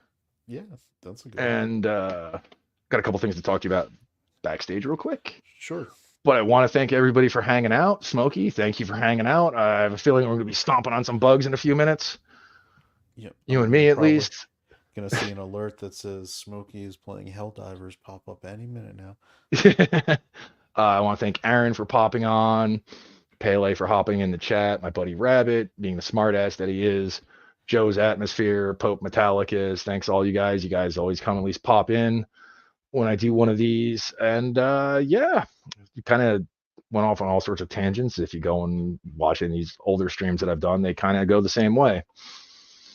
But thank you all for coming and hanging out. Chad, thanks for hopping on. No, it was a good time. You're always welcome. Actually, pretty much anybody in our gaming group is. Evidently, Boosh was going to hop in, but I didn't see him pop up into the bottom with all Maybe the his nameplates. computer rejected it like it did Party Animals.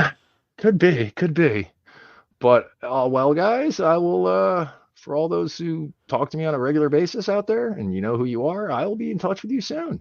If not, stomping some bugs or something else in the near future. So have a good one, and I will talk to you soon. Bye.